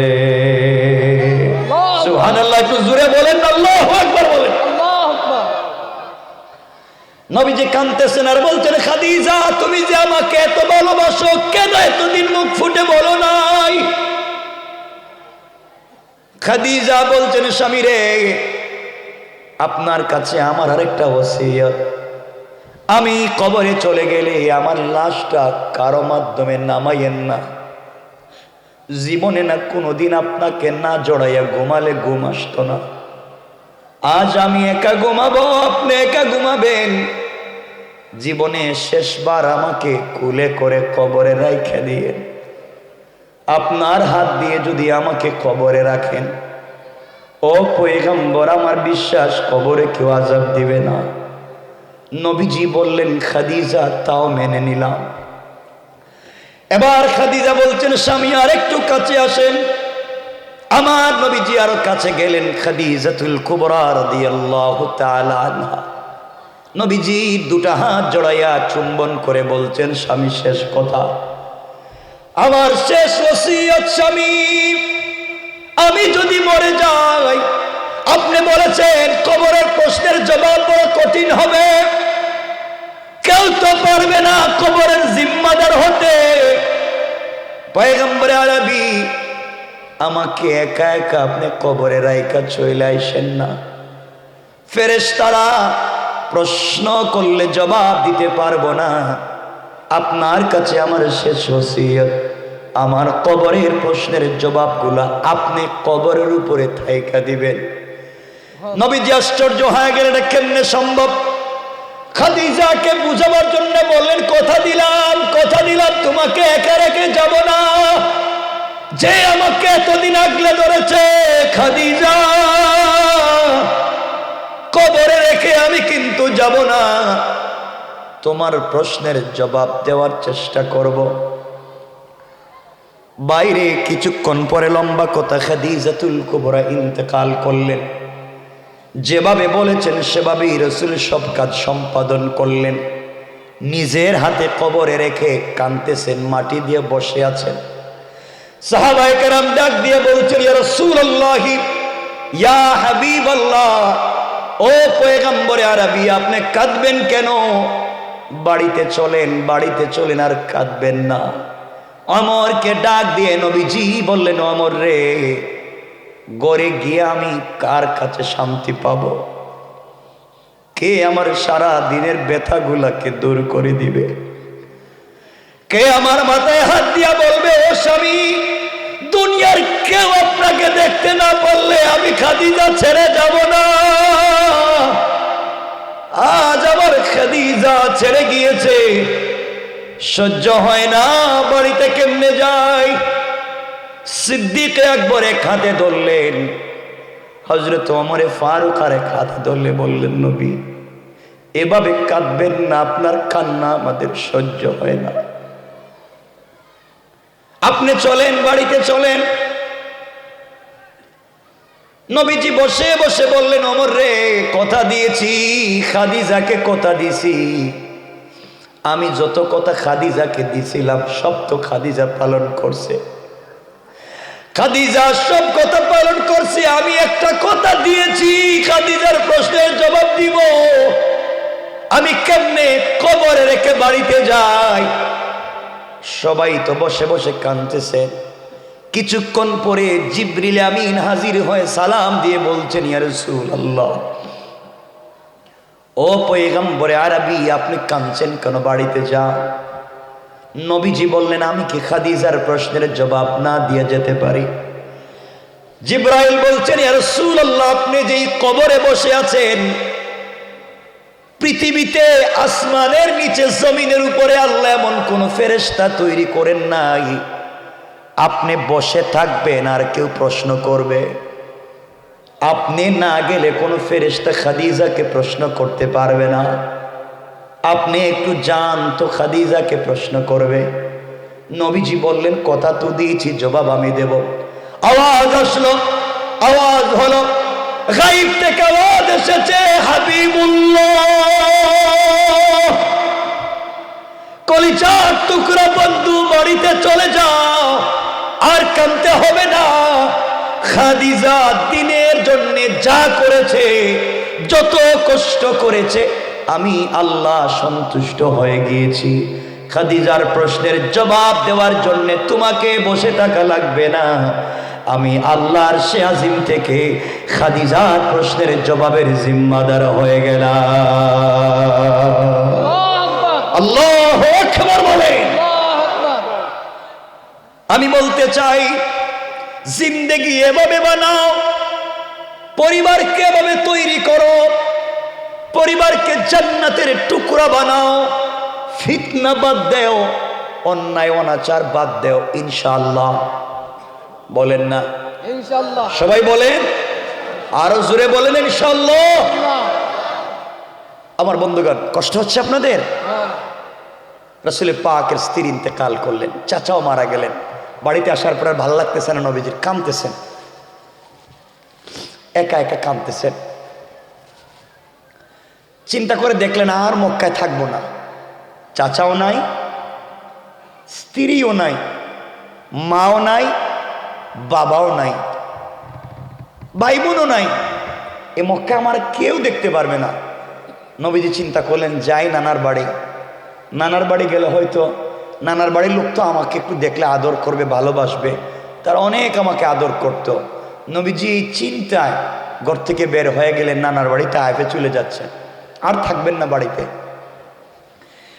আমার বন্ধুগণ, কথাগুলো এবার দিল দিয়ে শোনেন। আমার নবীজি চলতে লাগলেন তায়েফের দিকে। দীর্ঘ পথ চলবার পরে তায়েফে পৌঁছে গেলেন। তায়েফের মানুষের কাছে গিয়ে বললেন, তায়েফের মানুষেরা শোনো, এক আল্লাহর তাওহীদ এবং এক রসুল, আমি রসুলের রিসালাত মানো, আসলিম তাসলাম, ইসলাম কবুল কর, জান্নাতে যাইবা, শান্তিতে থাকবা। এই কথাগুলা বলবার অপরাধে তায়েফের মানুষেরা আমার নবীজিকে পাগল বলতে লাগলো, বকওয়াস গালি দিতে লাগলো, হাতে পায়ে শিকল আর দড়ি লাগায়া অপমানিত গোলামের ন্যায় তায়েফের জমিনে টানা হেঁচড়া শুরু করে দিয়েছে। বাচ্চাদেরকে পাগল পাগল বলে লেলিয়ে দিয়েছে। বাচ্চারা ইট পাটকেল আমার নবীর বডিতে মারা শুরু করে দিল। আমার নবীজি শুধু বলতে লাগলেন, আল্লাহুম্মা গফির লিকওমি ফাইন্নাহুম লা ইয়ালামুন। আল্লাহ, আমার জাতি আমাকে বুঝে নাই, তুমি তাদের বদলা নিও না, আমি মাফ করে দিলাম। আয় আল্লাহ, আমাকে তারা আঘাত করেছে, রক্তাক্ত করেছে, তুমি যদি রাগ করে তায়েফবাসীকে মেরে ফেলো, আমি কার কাছে দ্বীনের দাওয়াত দিব? কেমন ছিলেন আমার দরদি নবী! নবীজি সাল্লাল্লাহু আলাইহি ওয়াসাল্লাম 3 জায়গায় অজ্ঞান হয়ে গেলেন। জ্ঞান ফিরবার পরে খাদেম তাকে একটা জায়গায় নিয়ে এসেছে। নবীজি তাকাইয়া দেখেন শরীরের রক্ত, কাপড় ভিজে গেছে, পুরা কাপড় লাল হয়ে গিয়েছে। নবীজি একটা একটা করে কাপড় মোবারক খুলে নবীজি জমিনে রাখেন না, কাপড়গুলাকে নিজের রানের উপরে রেখে দিলেন। খাদেমকে বললেন, খাদেম তোমার কাছে কোনো কাপড় আছে কি? খাদেমের কাছ থেকে কাপড় নিয়ে শরীর মাথা থেকে পা পর্যন্ত মুছলেন। এরপরে নবীজির শরীর থেকে রক্ত বন্ধ হয় না। হঠাৎ করে তাকাইয়া দেখা যায় নবীজি দেখেন নাই, পায়ের মধ্যে ছিল চামড়ার মোজা, মোজার নিচে 1 ফোঁটা রক্ত লটকে গেছে। তারিখে ইবনে জারির তাবারিতে লিখে আল্লাহ রাব্বুল ইজ্জত ওয়াল জালাল জিবরাইলকে বলছেন, জিবরাইল তুমি কোথায়? জিবরাইল বলছেন, আল্লাহ আমি সিদরাতুল মুনতাহায় বড়ই গাছের নিচে। আল্লাহ বললেন, জিবরাইল রে এই মুহূর্তে যাও, দুনিয়ার জমিনে যাও, আমার নবীজিকে তায়েফের মানুষ চিনে নাই, আঘাত করেছে, সহ্য করেছি, আমার নবীজিকে মারছে, আমি কিন্তু সহ্য করছি। মনে রাখো জিবরাইল, আমি আল্লাহ যেমন রহমান রহিম গফফার, আমি তেমন কাহ্হার এবং জব্বার। রাগ করলে কেউ আমাকে থামাতে পারবে না। শোনাবো, তায়েফের মানুষ আমার নবীজিকে চিনে নাই, মারছে, কিন্তু তায়েফের মাটি আমার নবীজিকে চিনতে ভুল করবে না। তায়েফের জমিনে যদি আমার নবীর 1 ফোঁটা রক্ত পড়ে যায়, তায়েফের জমিনে যদি কোনোভাবে আমার নবীজির রক্ত পড়ে যায়, গোটা পৃথিবী আমি ধ্বংস করে দেব, জমিন আর টিকাইয়া রাখবো না। নবীজির পা থেকে জমিনে রক্ত পড়ে যাওয়ার আগে আগে তোমার নূরের পর বিছায়া জমিনে রক্ত পড়া থেকে বাঁচাইয়া দাও। জিবরাইল বলছেন, আল্লাহ আমি সিদরাতুল মুনতাহায়, নবীজি কোথায়? তায়েফে। আয় আল্লাহ, কোথায় সিদরাতুল মুনতাহা, কোথায় তায়েফ, রক্ত কোথায়?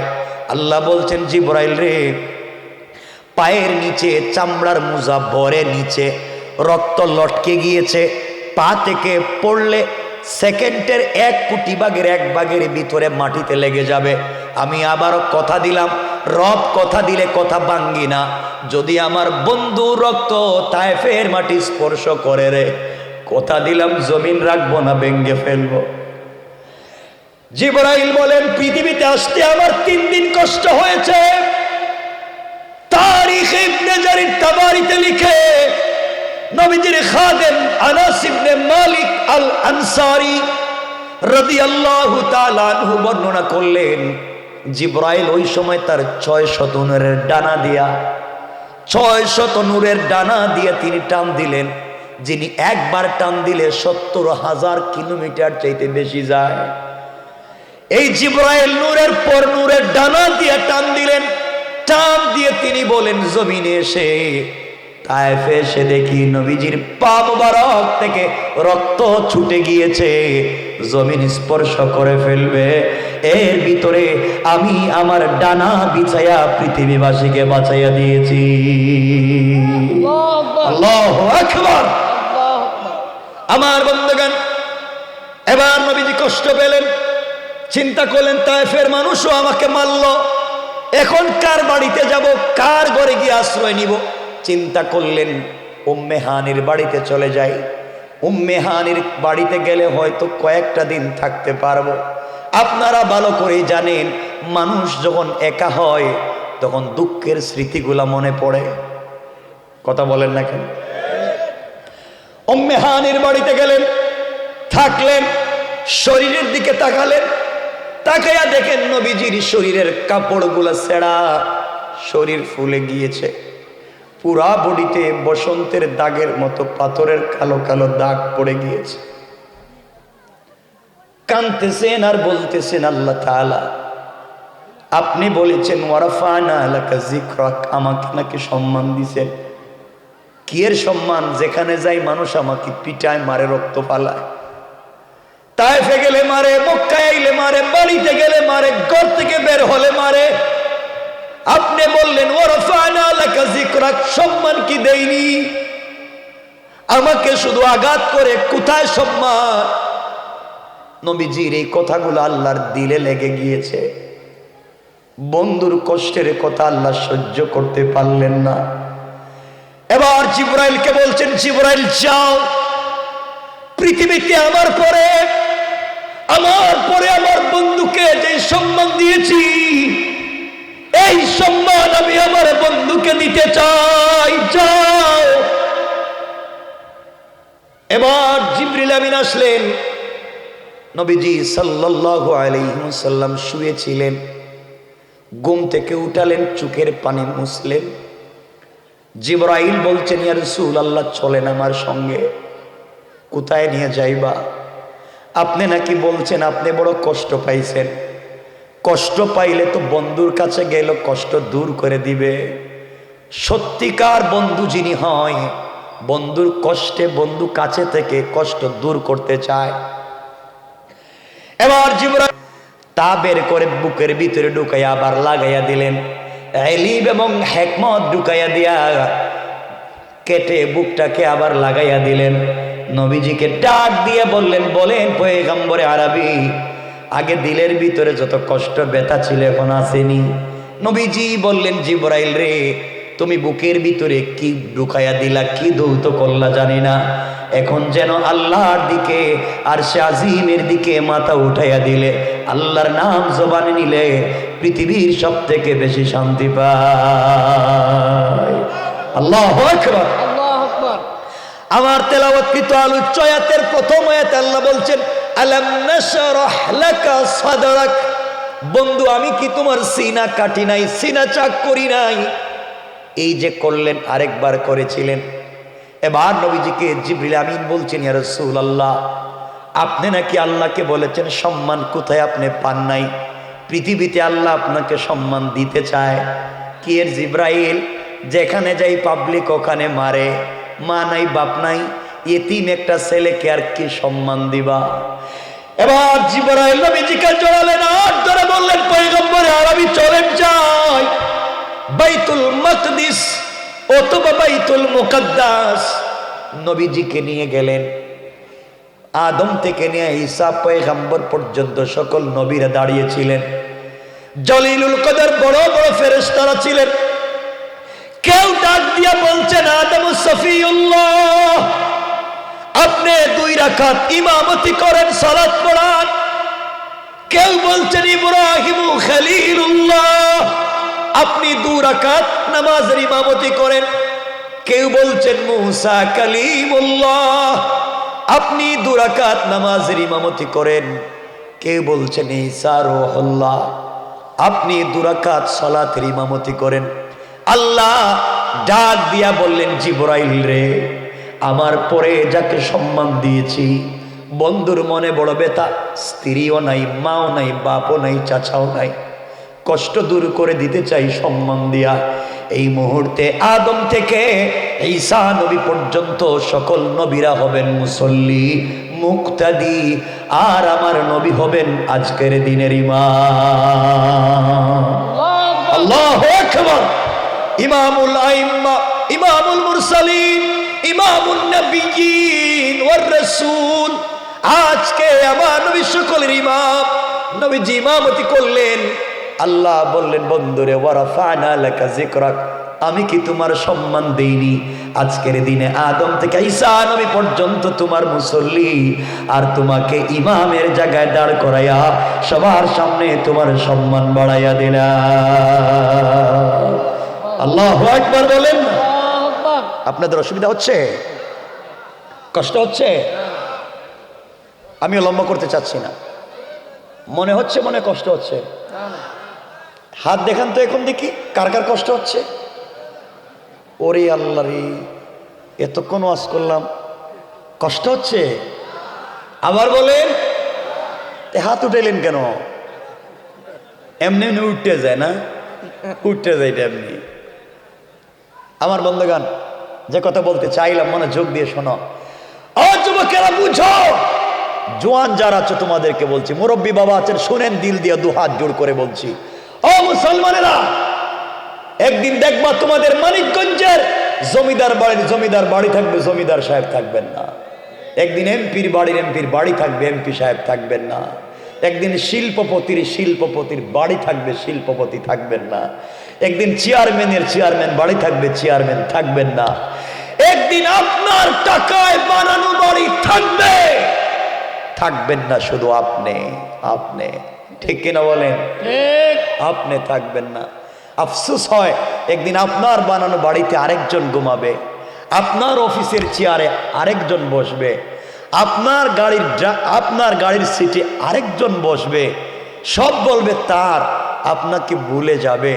আজকে 2022 সালের নভেম্বর মাসের 29 তারিখ রাত্র, বলে দিলাম, আবার বলছি, 2022 সালের 29 নভেম্বর রাত্র কিয়ামত অবধি আর আসবে না। শেষ। ও মুসলমান, তোমাদের আজকের রাত্র শেষ। তোমাদের আজকের রাত্র কিয়ামতের দিন সাক্ষী হয়ে যাচ্ছে। চাইলেও ফিরে আনতে পারবা না, চাইলেও আর 2022 সাল আসবে না, আর আজকের রাত্র আসবে না। শেষ। সময় চলে যাচ্ছে, মিনিট ফুরিয়ে গেলে আনতে পারবা না। সময়টাকে কাজে লাগাইয়া দাও। কি করতে হবে শোনো, তোমাদের পায়ে ধরে বলে যাচ্ছি। ও মুসলমানেরা শোনো, টাকা টাকা টাকা, সম্পদ সম্পদ করে করে মরে যাচ্ছ। শুনো, তোমার হয়তো টাকা আছে, কোটি টাকার মিল ফ্যাক্টরি আছে, ব্যাংক ব্যালেন্স আছে, সারাদিন ব্যবসা করেছ, সারাদিন দোকানদারি করেছ, কোটি কোটি টাকা ইনকাম করেছ মিল ফ্যাক্টরিতে, সব করলা। দোকানের হিসাব ঠিক করেছ, ব্যাংকের হিসাব ঠিক করেছ, দোকানের কাজ করতে গিয়ে বউ বাচ্চাকে টেলিফোন দিয়ে খবর নিয়েছ, মা বাবার খবর নিয়েছ, বিদেশে কার আছে খবর নিয়েছ, সামাজিক কাজ সবার খবর নিয়েছ, সব মনে রাখতে পারছো। যাকে ভুলে গিয়েছ তিনি হচ্ছেন আল্লাহ। বলেন না, কারে বলছি? আল্লাহ। সব কাজ করে, দিল থেকে বলছি মুসলমান শোনো, সব কাজ করে। বিকেল বেলা বসেছ, কেশের বাক্স খুলেছ, টাকা গুনতে গিয়েছ, বিজনেস আমার, মিল ফ্যাক্টরি আমার, শিল্প কলকারখানা আমার, চেয়ার আমার, টাকা আমার, কেশের বাক্স খুলেছ টাকা গুনতে, হাত দিয়েছ টাকা গুনবে, বুকা জানো না হতে পারে তোমার কেশের বাক্সের ভিতরে আজরাইল বসা। বলেন না, আজরাইল আল্লাহকে বলছে, আল্লাহ আমসিক আও আত্রুক। ও বলছে টাকা তার, ও বলে বাড়ি তার, ও বলে সম্পত্তি তার, ও বলতেছে সব তার, একটা বড় তোমার কথা বলে নাই। সব হিসাব ঠিক রাখছে, সবার সাথে সম্পর্ক ঠিক রাখছে, একটা বড় তোমার সাথে ঠিক রাখে নাই। রব তারে সারাদিন তার বউ টেলিফোন করে নাই, এরপরে দিনে 5 বার টেলিফোন দিয়ে বউর খবর নিছে। আর রব তুমি তারে 5 বার দিনে ডাকছো, একটা বড় ডাকে সাড়া দেয় নাই। এখন টাকা গমতেছে আর বলতেছে তার। তুমি বলো কি করব? রব ফেলে দিব না ধরবো? আল্লাহ বলছেন কান বরাবর গরম একটা থাপ্পড় দে। দিছে তো আজরাইল থাবড়া। দেখা যায় চেয়ারে বসা আছে, শরীর গামতেছে, মানে ব্রেইন স্ট্রোক। নাই কথা কয় না, নাই, ব্রেইন স্ট্রোক করে ফেলছে। ও ভাই, তোমাদেরকে আবার বলছি, জওয়ানদেরকে বলছি, তোমার নাকি পাসপোর্টে স্টুডেন্ট ভিসা আছে, তুমি নাকি আমেরিকা চলে যাচ্ছ, তোমার পাসপোর্টে ওয়ার্ক পারমিট আছে, তুমি নাকি ইংল্যান্ডে চলে যাচ্ছ, তোমার পাসপোর্টে স্পাউস ভিসা আছে, তুমি নাকি ফ্যামিলি নিয়ে কানাডা চলে যাচ্ছ, ফ্রিডম কান্ট্রি, উন্নত লাইফ স্পেন্ড করবে। সো লাইফ ইজ এনজয়, তুমি মজা করে জীবন কাটাবে। ইউরোপ আমেরিকা চলে যাচ্ছ, সবার কাছ থেকে বিদায় নিচ্ছ। আমি চলে যাচ্ছি, আমার স্বপ্নের দেশে চলে যাচ্ছি, কি আনন্দ! সবার কাছ থেকে বিদায় নিলা, ব্যাগেজ লাগেজ ঠিক করো, সব শেষ করে রাত্রবেলা তোমার পাসপোর্টে ভিসা লাগছে, ওই পাসপোর্টটা বালিশের নিচে রাইখা ঘুমাইছ। সকাল 10টায় শাহজালাল আন্তর্জাতিক বিমানবন্দর থেকে তোমার ফ্লাইট। সবাইকে মনে রাখছো, দূরের বন্ধু বান্ধবরাও টেলিফোন দিয়ে, দোস্ত গেলাম, আর দেখা হবে না, চলে যাই, হয়তো আসলে দেখা হবে। কি আনন্দ! সবাইকে মনে রাখছো, ভুলে গিয়েছো আল্লাহকে। বুকা জানো না, হতে পারে তোমার বালিশের নিচে আজরাইল বসা। বলেন না ঠিক কিনা? আজরাইল বলছে আমসিক আও আত্রুক। আল্লাহ ও বলে সব তার, যা কয় সব তার, পাসপোর্টের বিষয়ও নাকি তার, ও নাকি আগামীকালকে চলে যাইতেছে। একবারও তোমার কথা মনে করলো না। আল্লাহ ওরে যাইতে দিব না ঘুমের ভিতরে শেষ করে দিব? আল্লাহকে দে, একবারে বুক বরাবর একটা থাপ্পড় দে। আজরাইল দিছে বুকে একটা থাপ্পড়, দেখা যায় বডি গামতেছে। কি রে? Heart attack. কথা কন দেখেন, আছে না নাই? বলেন আছে না নাই? দুনিয়া রব আফসোস করে বলছেন, ইয়া আইয়ুহাল ইনসান মা গাররাকা বিরাব্বিকাল কারীম। এ মানুষ, তোদের কি হয়েছে? কে তোদেরকে ধোঁকা দিয়েছে আমার মতো মহান রব থেকে? অথচ আল্লাযী খালাকাকা, আমি তোদেরকে বানাইছি, আমি আল্লাহু আকবার বললেন না? আল্লাহু আকবার। যুবক যারা আছো, আমিও তোমাদের মতো জোয়ান, আমিও তোমাদের মতো তরুণ। এই যে রাত দিন কষ্ট করে কথাগুলো বলছি, যারা আমাকে ব্যক্তিগতভাবে চিনো তারা জানো এই ওয়াজ করা, কথা বলা আমার পেশা নয়, দায়িত্ব আদায় করতে এসেছি। আল্লাহ আমাকে দুনিয়ায় থাকবার নাই এমন কোনো জিনিস নেই, সব দিয়েছে। পৃথিবীতে যা লাগে একটা মানুষের, সব আল্লাহ আমারে দিয়েছে। এই বয়সে সব আছে। যে জিনিসটার অভাব ফিল করি তোমাদের সাথে শেয়ার করতে চাই। ও যুবক ভাই, তোমাদেরকে আবারও বলছি, প্রেম ভালোবাসা আল্লাহর সাথে করো। যুবক যারা আছো, আমিও তো তোমাদের মতো তরুণ। যুবক ভাই, তোমাদের পায়ে ধরে একটা কথা বলে যাচ্ছি। বোন যারা আছো, তোমাদেরকেও বলে যাচ্ছি, শোনো। ও যুবকেরা, আর নষ্ট হইও না, খারাপ পথে যাইও না। যুবক আছো আর তোমার প্রেমিকা আছে, যুবক আছো আর তোমার গার্লফ্রেন্ড আছে, ঠিক না? কিছু বললা না যে? আবার বলো। যুবক, আমিও তো প্রেমিক, আমিও কিন্তু প্রেম করি। বিশ্বাস হয় না? কিছু কয় না দেখি। তোমাদের কি মনে হয় না? আমিও কিন্তু প্রেম করি, আমারও প্রেমিক আছে, তোমরাও প্রেম করো।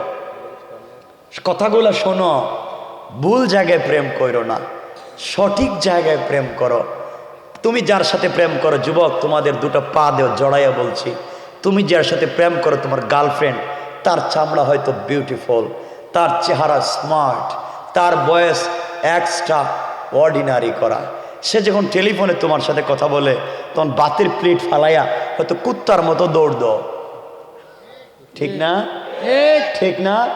যুবক, তোমাকে বলছি, যার সাথে প্রেম করেছ, যাকে পাওয়ার জন্য পাগলের মতো পাগল হয়ে ঘোরাচ্ছ, সব বাদ দিয়েছ, যার সৌন্দর্য দেখে পাগল হয়ে গিয়েছ, অবুকা যুবক, তুমি জানো না কসম রব্বে পাকের জাতের, ওই মেয়েটা যদি আজকের রাত্রে মইরা যায়, তোমার প্রেমিকা যদি আজকের রাত্রে মইরা যায়, 72 ঘন্টার ভিতরে তার সুন্দর চামড়ার থেকে বের হবে পোকা। পোকা ঠিক কি বের হবে? পোকা আবার বলেন, পোকা সৌন্দর্য থাকবে না, সব মাটি খেয়ে ফেলবে। যুবক তোমাদেরকে আবার বলছি ভাই, তুমি যার সাথে প্রেম করেছ, তুমি যার সাথে প্রেম করে পড়ালেখা বাদ দিয়েছ, যার সাথে সম্পর্ক করে ফ্যান্সি ডিল ইয়াবা ধরেছ, যার সাথে সম্পর্ক করে মা বাবার সঙ্গে খারাপ ব্যবহার শুরু করেছ, যার সাথে সম্পর্ক করে মা বাবার মুখে চুন কালি দিয়েছ, যার সাথে সম্পর্ক করে দেশে বিদেশে যা ইনকাম করেছো টাকা পয়সা সব ওই মেয়ের পিছনে খরচ করেছ, জিন্দেগি শেষ করে মেয়েটাকে পেতে চাও। বুকা, তুমি জানোই না ওই মেয়ে যদি আগামী কালকে তোমার চাইতে স্মার্ট, তোমার চাইতে টাকাওয়ালা, তোমার চাইতে আরেকটা সুন্দর যুবককে পেয়ে যায়, হয়তো তোমাকে ভুলে যেতে 1 মিনিটও লাগবে না। ঠিক কিনা বলো? 1 মিনিটও লাগবে না। বোন, তোমাদেরকে বলছি, তুমি যেই ছেলের স্মার্টনেস দেখে, যেই ছেলের জব আর অবস্থা দেখে তার প্রেমে পড়ে গিয়েছ, বোন তুই জানিস না ওই ছেলেও ভদ্রতার সুযোগে তোমাকে না নিয়া অন্য কাউকে নিয়া সেও কেএফসিতে বসে আড্ডা দিতে পারে, সেও পার্কে বসে বাদাম খেতে পারে, সেও অন্য কোনো জায়গায় বসে তোমাকে ঠকাতে পারে। এই জন্য সব বাদ দাও। প্রেম যদি করতে হয় কার সাথে? আল্লাহ আওয়াজ করে বলো, কার সাথে? আরো জোরে, কার সাথে?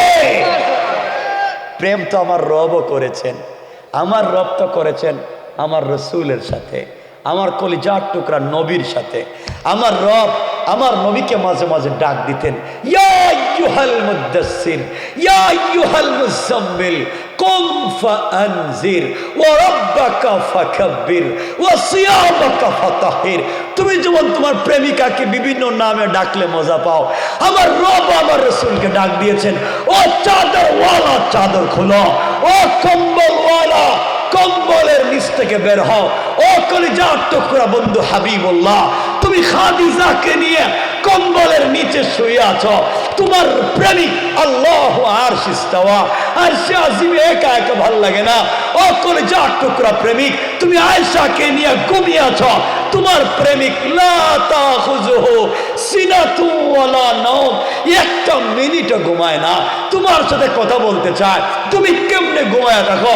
উঠো, ঘুম ছাড়ো, ঠান্ডা পানি দিয়ে ওযু করো, বিছানা ছাড়ো, কম্বল থেকে বের হও, আর সিজদার মধ্যে পড়ে সুবহান রাব্বিয়াল আলা তুমি তোমার প্রেমিককে একটা বার ডাক দেও, আমি রব কথা দিলাম আর সে আজিমে থাকবো না, সাথে সাথে তোমার ঘরের দরজায় হাজির হয়ে যাব। হাজির। রব তো তার নাম। আমি জানতে চাই কি হয়েছে। রব আফসোস করে বলছেন, ইয়া আইয়ুহাল ইনসান, ইয়া আইয়ুহাল ইনসান মা গাররাকা বিরাব্বিকাল কারীম। এই মানুষ, তোদের কি হয়েছে? কে তোদেরকে বিভ্রান্ত করেছে বাবা? কে তোমাকে ধোঁকা দিয়েছে আমার মতো মহান রব থেকে? অথচ রব বলেছেন, আল্লাযী খালাকাকা, আমি তোমাদেরকে বানাইছি, তোমরা আমাকেই চিনো না। এই জন্যে আজকের আলোচ্য বিষয়ে আমরা চিনব কাকে? সবাই বললেন না কাকে? কষ্ট হচ্ছে না তো? না। দেখেন 1:30 হয়ে গেছে কিন্তু। আরে না, কি কর? না না, আমি রেখে দিব। কষ্ট হচ্ছে না আপনাদের? ডায়াবেটিস নাই? কি কয়? কি কন আপনারা? আমি রেখে দিব, দেখবেন। আমার বন্ধুগণ আসেন, বেশি কথা বলবো না। এতক্ষণ বললাম রবের পরিচয়, রবকে চিনো। রব বলছেন কি? শোনো যুবক, তোমাদেরকে বলছি, তোমার সমস্যা কি ভাই? ও যুবকেরা শোনো, আমি তোমাদের বাসায় কথা বলছি, তোমাদের ভাই হয়ে কথা বলছি, তোমাদের কাছে বসে কথা বলছি। আসো না আমার কাছে, ধরি তোমার হাত, আসো গল্প করি। তোমার কি হয়েছে? তুমি জেনা করেছ, তুমি মদ খেয়েছ, তুমি ফেন্সিডিল খেয়েছ, তুমি গুনাহ করেছ, তুমি কবিরা গুনাহ করেছ, তুমি লজ্জায় আল্লাহর কাছে যাও না। এই তো কি হয়েছে তোমার? সব বাদ দাও। রব বলছে, দূর, গুনাহ করছিস তো কি হয়েছে? সব ফালা, আমার কাছে আয়। কথা দিলাম, গুনার কারণে পীর মুরিদকে বাইর করে দিতে পারে, উস্তাদ ছাত্রকে বাইর করে দিতে পারে, মা বাপ সন্তানকে তেজ্য পুত্র করতে পারে, সরকার তার জনগণকে দেশ থেকে বের করতে পারে। ধর আমি রব বলেছি 1000 গুনাহ করবার পরে আমার কাছে আয়, আমি আমার কুদরতের রহমতের কোলে উঠাইয়া নিব। আমার আল্লাহ কোরআনে কারীমের 19 নম্বর পারা 25 নম্বর সূরা আল ফুরকানের 65 নম্বর আয়াতে আল্লাহ বললেন, ওয়াল্লাযীনা ইয়াকুলুনা রাব্বানা সরিফ আন্না আযাব জাহান্নাম ইন্না আযাবাহা কানা গরামা। আল্লাহ বলেছেন, বান্দারে সাকারাত শুরু হয়ে যাওয়ার আগে, গারগারা শুরু হয়ে যাওয়ার আগে, কবরে চলে যাওয়ার আগে, মালাকুল মউত আজরাইল পৌঁছে যাওয়ার আগে গোটা জিন্দেগির গুনার জন্য আমি আল্লাহর দরবারে যদি হাত উঠিয়ে ক্ষমা চাও, বান্দা কথা দিলাম তোমার যদি 100 বছর হায়াত থাকে, 99 বছর 11 মাস 29 দিন নাফরমানি করেছো, বান্দা একটা দিন বাকি আছে, 1 ঘন্টা বাকি আছে, তওবা করে ফেলেছো বান্দা, আমি আল্লাহ কথা দিলাম বান্দারে, তোর গোটা জিন্দেগির অপরাধ গুলাকে ক্ষমা করে এই পরিমাণ সওয়াব আমলনামায় লিখে দিয়া জান্নাতি বলে ফয়সালা করে দিতে আমি আল্লাহর 1 মিনিটও দেরি হবে না। কোন সুবহানাল্লাহ, আল্লাহু আকবার বলে। তো কি হইছে? গুনাহ করছো, কি হয়ে গেছে? গুনাহ হয়ে গেছে তো হয়ে গেছে। রব বলেছেন, যা হইছে তো হইছে, আমার কাছে আয়, কেউ দেখবে না। রাত্রে যখন সবাই ঘুমিয়ে যাবে, চুপি চুপি ঘুম থেকে উঠে যা, আস্তে করে আমি দরজায় আসবো, ডাক দিয়ে বলবো, প্রেমিক আলা আমি মুস্তাগফিরিন ফাগফির আলা, শুনছি গুনাহ করছস না, অন্যায় করছো, ফেন্সিডিল খাইছো, আমি কিন্তু তোমার দরজায় আসছি, আসো আমার কাছে আসো। কি হইছে? যাও ওযু করো, একটা বার সিজদায় গিয়ে বলো সুবহান। রব কথা দিলাম আমাকে বলবা সুবহান, মানে আমি পবিত্র, আর রব বললাম সাব্বাহতুকা, তোমাকেও বানালাম পবিত্র। আল্লাহু আকবার। তুমি বলবা তুমি নাকি অহংকার করছো, ভাব ধরছো, পাবলিক রে কইছি তোমার বহুত টাকা আছে। ঘুম থেকে উঠো, সিজদায় গিয়া বলো আলা, মানে আমি বড় তুমি ছোট। আমি বললাম আলাইতুকা, তুমি আমাকে শুধু বড় বললেই তোমাকে দুনিয়ায় বানাবো বড়, আর আখিরাতে বড় বানায়া বহুত বড় বড় ব্যক্তির আগে জান্নাত দিয়া দিব। জান্নাত। আল্লাহু আকবার। কেন সেই রবকে চিনো না? কি হয়েছে তোমাদের? আসো আমরা সেই রবের কাছে যাব আজকে ইনশাআল্লাহ। একটু হাত উঠান, বলি আমরা সবাই যাব। সবাই এখন হাত উঠান, ঠিক মতোই বলছি। হাত দিয়েছেন কে? আল্লাহ। সবাই বলেন কে? আল্লাহ। আমরা আজকে যাব কার কাছে? ইনশাআল্লাহ বলেন। হাত নামান। এই দেখেন আমরা যাচ্ছি, এখন যাব, দেখবেন একবারে আল্লাহর কাছাকাছি যাব, কথাটা তো বলবো, এরপরে জিগামো আমাদেরকে মাফ দিবেন কিনা। কোন সুবহানাল্লাহ বললেন না? সুবহানাল্লাহ। মাফ নিয়ে পরে আসবো ইনশাআল্লাহ বলেন। ইনশাআল্লাহ। এখানে কি কেউ আছেন যার কোনো গুনাহ নাই? সবার আছে? মাফ করানোর দরকার নাই? সবাই বললেন না? মাফ লাগবে। আচ্ছা বলেন তো, আল্লাহ ছাড়া কেউ মাফ করবেন? কেউ আছে মাফ করার? আল্লাহই তো করবেন। রব মাফ করে দিবেন ইনশাআল্লাহ। আসুন আমরা কয়েক মিনিটে শেষ করব, যত কথাই কৌকেরা এদের কথা শুনতে যাইয়েন না আপনারা। আমার মুসলমান বন্ধুগণ, গভীর মনোযোগ, কথাগুলো দিল দিয়ে শোনেন। তোমার নবীজির সম্মান কতটুকুন, তোমার নবীর উম্মত আমি আপনি আমার আপনার সম্মান কতটুকুন, দিলে তো চায় বুঝাতে তোমার আমার সম্মান কতটুকুন। আল্লাহ বলেছেন হাদিসে কুদসিতে, আমার আখিরি জামানার উম্মতেরা যদি একটা সেজদায় একবার সুবহান রাব্বিয়াল আলা বলে, 40 লক্ষ বছর জিব্রাইল ইবাদত করলে যেই সওয়াব বান্দার এক সেজদায়, আল্লাহ তার চাইতে বেশি সওয়াব দিয়ে দেয়। আরে আরো বেশি, 40 লক্ষ তো কম বলছি, আমি রেওয়ায়াত দিচ্ছি, বর্ণনা দিচ্ছি, শোনেন। এবার জিবরাইল বলছেন, ইয়া রাসূলুল্লাহ, কি আপনি আল্লাহকে বলেছেন, আল্লাহ আপনাকে সম্মান দিয়েছেন, আপনি নাকি সম্মান পান নাই, এবার চলুন সর্বোচ্চ সম্মান দিব। নবীজিকে নিয়ে চললেন। আমরা মেরাজের ঘটনা বলবো না, শুধু বলবো ওয়ারাফা'না লাকা যিকরাক। মনে রাখবেন এই আয়াত আল্লাহ কোথায় সম্মান দিলেন, শুধু এটা। এবার নবীজি এক আসমান দুই আসমানে উঠতে যাবেন, প্রথম আসমানের দরজায় পৌঁছে গিয়েছেন। গিয়ে দেখেন জিবরাইল আসমানের গেট লাগানো। জিবরাইল বলছেন গেটের প্রহরীরা তোমরা দরজা খুলে দাও, আমি এসেছি। ফেরেশতারা বলছে বেয়াদবি মাফ করবেন, আপনার পুরা পরিচয় দেন। তিনি বললেন আমার নাম জিবরাইল, আমি এসেছি, তোমরা দরজা বন্ধ করেছো কেন, খুলে দাও। আসমানের প্রহরীরা ডাক দিয়ে বলেছে জিবরাইল বেয়াদবি নিয়েন না, মাফ করে দেন, আমরা গেট খুলতে পারবো না। কেন খুলতে পারবে না? আল্লাহ পাক আসমান যেদিন তৈরি করেছেন ওই দিন থেকে নিয়ে আজকে পর্যন্ত প্রথম আসমানের গেট থেকে আরশে মুআল্লা পর্যন্ত ডিজাইন করেছেন, লাল গালিচা বিছিয়ে রেখেছেন। জান্নাতুল ফিরদাউস থেকে কাঁচা ফুল এনে ছিটিয়ে দিয়েছেন, দারুস সালাম থেকে ঝড়বাতি লাগিয়ে দিয়েছেন, জান্নাতুল ফিরদাউস থেকে মিশকে আম্বরের রাস্তায় ছিটিয়ে দিয়েছে। এই দরজা খুলে দেওয়া যাবে না। জিবরাইল বললে এত সুন্দর করে লাল গালিচা বিছায়া আসমানের প্রথম গেট থেকে আরশে মুআল্লা পর্যন্ত আল্লাহ নিলেন কেন? ফেরেশতারা জবাব দিচ্ছেন জিবরাইল এই রাস্তা দিয়া তার বন্ধু কলিজার টুকরা হাবিবুল্লাহ আল্লাহর সঙ্গে দেখা করতে যাবে, এই জন্যে আল্লাহ আনন্দিত হয়ে খুশি হয়ে তার কলিজার টুকরা হাবিবের জন্য করেছেন। আপনাকে এই রাস্তায় যাইতে দেওয়া যাবে না, দরজা খুলে দেওয়া যাবে না। জিবরাইল এবার বলছেন শুনো রে, যেই নবীজির জন্য আল্লাহ এত কিছু করেছেন তিনি আমার সঙ্গে আছেন, সুতরাং তোমরা দরজা খুলে দাও। আল্লাহু আকবার। এবার দরজা খুলে দেওয়া হলো। নবীজি প্রথম আসমানে উঠে গেলেন, জিবরাইল সামনে, নবীজি পিছনে। জিবরাইল শুনেন নবীজি মুচকি মুচকি হাসেন। এবার জিজ্ঞাসা করেন বন্ধু পয়গম্বরে আরবি, ঘুম থেকে উঠে আনলাম, কান্দেন, চোখের পানি মুছে দিলাম, ছেঁড়া কাপড় খুলে দিলাম, কত কিছু করলাম, এখন আপনি হাসতেছেন, এতদিন না কাঁদলেন, কেন হাসেন বলেন তো জিবরাইলকে। আমার নবীজি জবাব দিলেন জিবরাইল রে, আমার আল্লাহ আমাকে এত ভালোবাসে আমি জানতাম না। প্রথম আসমানের গেইটে এসে দেখলাম যত ডিজাইন করেছে সবগুলা ডিজাইন আমার নাম দিয়া।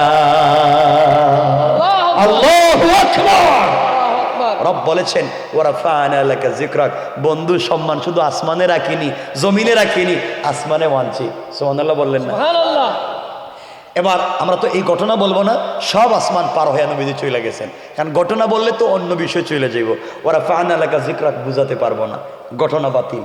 নবীজি চলে গেলেন, সব যাইতে যাইতে যাইতে যাইতে সব আসমান পার হইয়া ঢুকে গেছেন জান্নাতে। কই গেছেন? সুবহানাল্লাহ বললেন না? সবাই বললেন না? জান্নাতে গেছেন, জান্নাতুল ফিরদাউসে। জান্নাতুল ফিরদাউসে গিয়ে রাসূল দরজা গেটে দাঁড়ায় আছেন। জিবরাইল বলছেন কেন ভিতরে আসেন না কেন, জান্নাতুল ফিরদাউসের গেটে কেন? ও জিবরাইল, রব যে আমার এত ভালোবাসে, বন্ধু আসলেই বন্ধুর মতো, ওটা আমি আগে বুঝি নাই। কই আপনি কি বুঝলেন? তো দেখো না জান্নাতুল ফিরদাউসের গেটের দিকে তাকাইয়া, যেখানে আল্লাহর নাম ওখানে আমার নাম। সুবহানাল্লাহ। সুবহানাল্লাহ বললেন না? ডিজাইন করছে দেখো না জান্নাতুল ফিরদাউসের গেটের সবগুলা মুহাম্মদ আর আহমদ নামের ডিজাইন দিয়া। আল্লাহু আকবার। ওয়ারাফা'না লাকা যিকরাক, বন্ধু শুধু সম্মান তোমারে দেইনি, তোমার নাম রেও দিছি। এবার নবীজি জান্নাতের ভিতরে গেলেন। জিবরাইল বলছেন ইয়া রাসূলুল্লাহ, এটা আপনার আবু বকরের বাড়ি, এটা ওমরের বাড়ি, এটা ওসমানের বাড়ি, এটা আলীর বাড়ি। নবীজি একটা একটা ঘর দেখতে লাগলেন, আরো কিছু দূর যেতে লাগলেন। যাওয়ার পরে শুনেন একজনের কোরআন তিলাওয়াত শোনা যায়। নবীজি বলেন জিবরাইল কি ব্যাপার? আল্লাহ না বলছে আমার আগে কাউরে জান্নাতে আনে নাই? সত্য তো, তাহলে আমার আগে কোরআন তিলাওয়াতের আওয়াজ শোনা যায় কেন? ইয়া রাসূলুল্লাহ, কে তিলাওয়াত করে আপনি শুনেন। নবীজি দেখেন তিলাওয়াত করে যে আখরাজান নাসাই মিন তরিক যুহরি আন উরওয়াতা আন আয়েশা রাদিয়াল্লাহু তাআলা আনহা قالت قال رسول الله صلى الله عليه وسلم دخلت الجنة فسمعت قراءة فقلت من هذا فقيل حارثة بن النعمان فقال رسول الله صلى الله عليه وسلم كذلكم البر وكان برا بأمه। নবীজি বললেন, জিবরাইল, এটা তো আমার সাহাবী হারিসা ইবনে নু'মানের কোরআন তিলাওয়াত। আমার হারিসা ইবনে নু'মানের তেলাওয়াত শোনা যায়। কত গরিব মানুষ, খেটে খাওয়া মানুষ, শ্রমিক মানুষ, কৃষক মানুষ, বাচ্চা ছেলে, ছোট মানুষ, ওর তেলাওয়াত কেমনে জান্নাতে আসলো আমি বুঝি না। জিবরাইল জবাব দিলেন, পয়গম্বর আরবি, ও কলিজার টুকরা পয়গম্বর, হারিসা ইবনে নু'মান গতকালকে রজনীতে তার মায়ের খিদমত করেছে, শুধু মায়ের মাথাটা টিপে দিয়েছে, পায়ের নিচে একটু তৈল মালিশ করে দিয়েছে। মা উপর দিকে হাত উঠে বলছেন, আল্লাহ, আমার বাচ্চাটার কোরআন তিলাওয়াতকে তুমি কবুল করে নাও। আল্লাহ মায়ের দোয়াকে কবুল করে নি। আপনি জান্নাতে আসার আগে আগে জান্নাতের মিউজিক, জান্নাতের সাউন্ড হারিসার কোরআন তিলাওয়াতকে বানাইয়া দিয়েছে। আল্লাহু আকবার বলে চিন্তা করলেন। নবীজি আরেকটু সামনে গেলেন, সংক্ষেপ করে করে বলতেছি কারণ বেশি বললে তো আর টাইমে কোলাবে না। আরেকটু সামনে গেলেন, গিয়া শুনেন জান্নাতে কে হাঁটতেছে। হাঁটে কে রে? কে হাঁটে? জিবরাইল, জান্নাতে হাঁটে কে? ইয়া রাসূলুল্লাহ, আপনি খবর নেন না কেন? হাঁটার কন্ডিশন কি আপনি জানেন না কে হাঁটতেছে? নবীজি বললেন, এটা তো কাঠের জুতার আওয়াজ শোনা যায়, এটা তো খড়মের আওয়াজ শোনা যায়। ইয়া রাসূলুল্লাহ, খড়ম পরে কেডা? ওটা তোমার বিলাল পরে। বেলালের আওয়াজ, হাঁটাহাঁটি করে জান্নাতে, মানে ও জান্নাতে এলো কেমনে? জিবরিল আমিন বলছেন, ইয়া রাসূলুল্লাহ, বিলাল জান্নাতে আসে নাই, বিলাল জান্নাতে এখনো আসে নাই, কিন্তু আপনি বিলালকে ঠকাতে পারবেন না, বিলালের চোখ আপনি ফাঁকি দিতে পারবেন না। বেলাল আল্লাহকে বলেছে, আয় আল্লাহ তাআলা, যেই নবীর জন্যে এত কষ্ট জীবনে পাইলাম দিন শিখতে গিয়া, এই নবীজিকে ছাড়া এক মিনিটও আমি আলাদা থাকতে চাই না। নবীজি যেখানে আমিও থাকবো সেখানে, কিন্তু আমি বেলালকে তো আপনার সঙ্গে মেরাজে আনতে পারি না। আমি বেলালের কথাকে কবুল করে নিয়া বেলালের পায়ের আওয়াজকে আমি আল্লাহ জান্নাতে ফিট করে দিয়েছি। আল্লাহু আকবার বললেন না?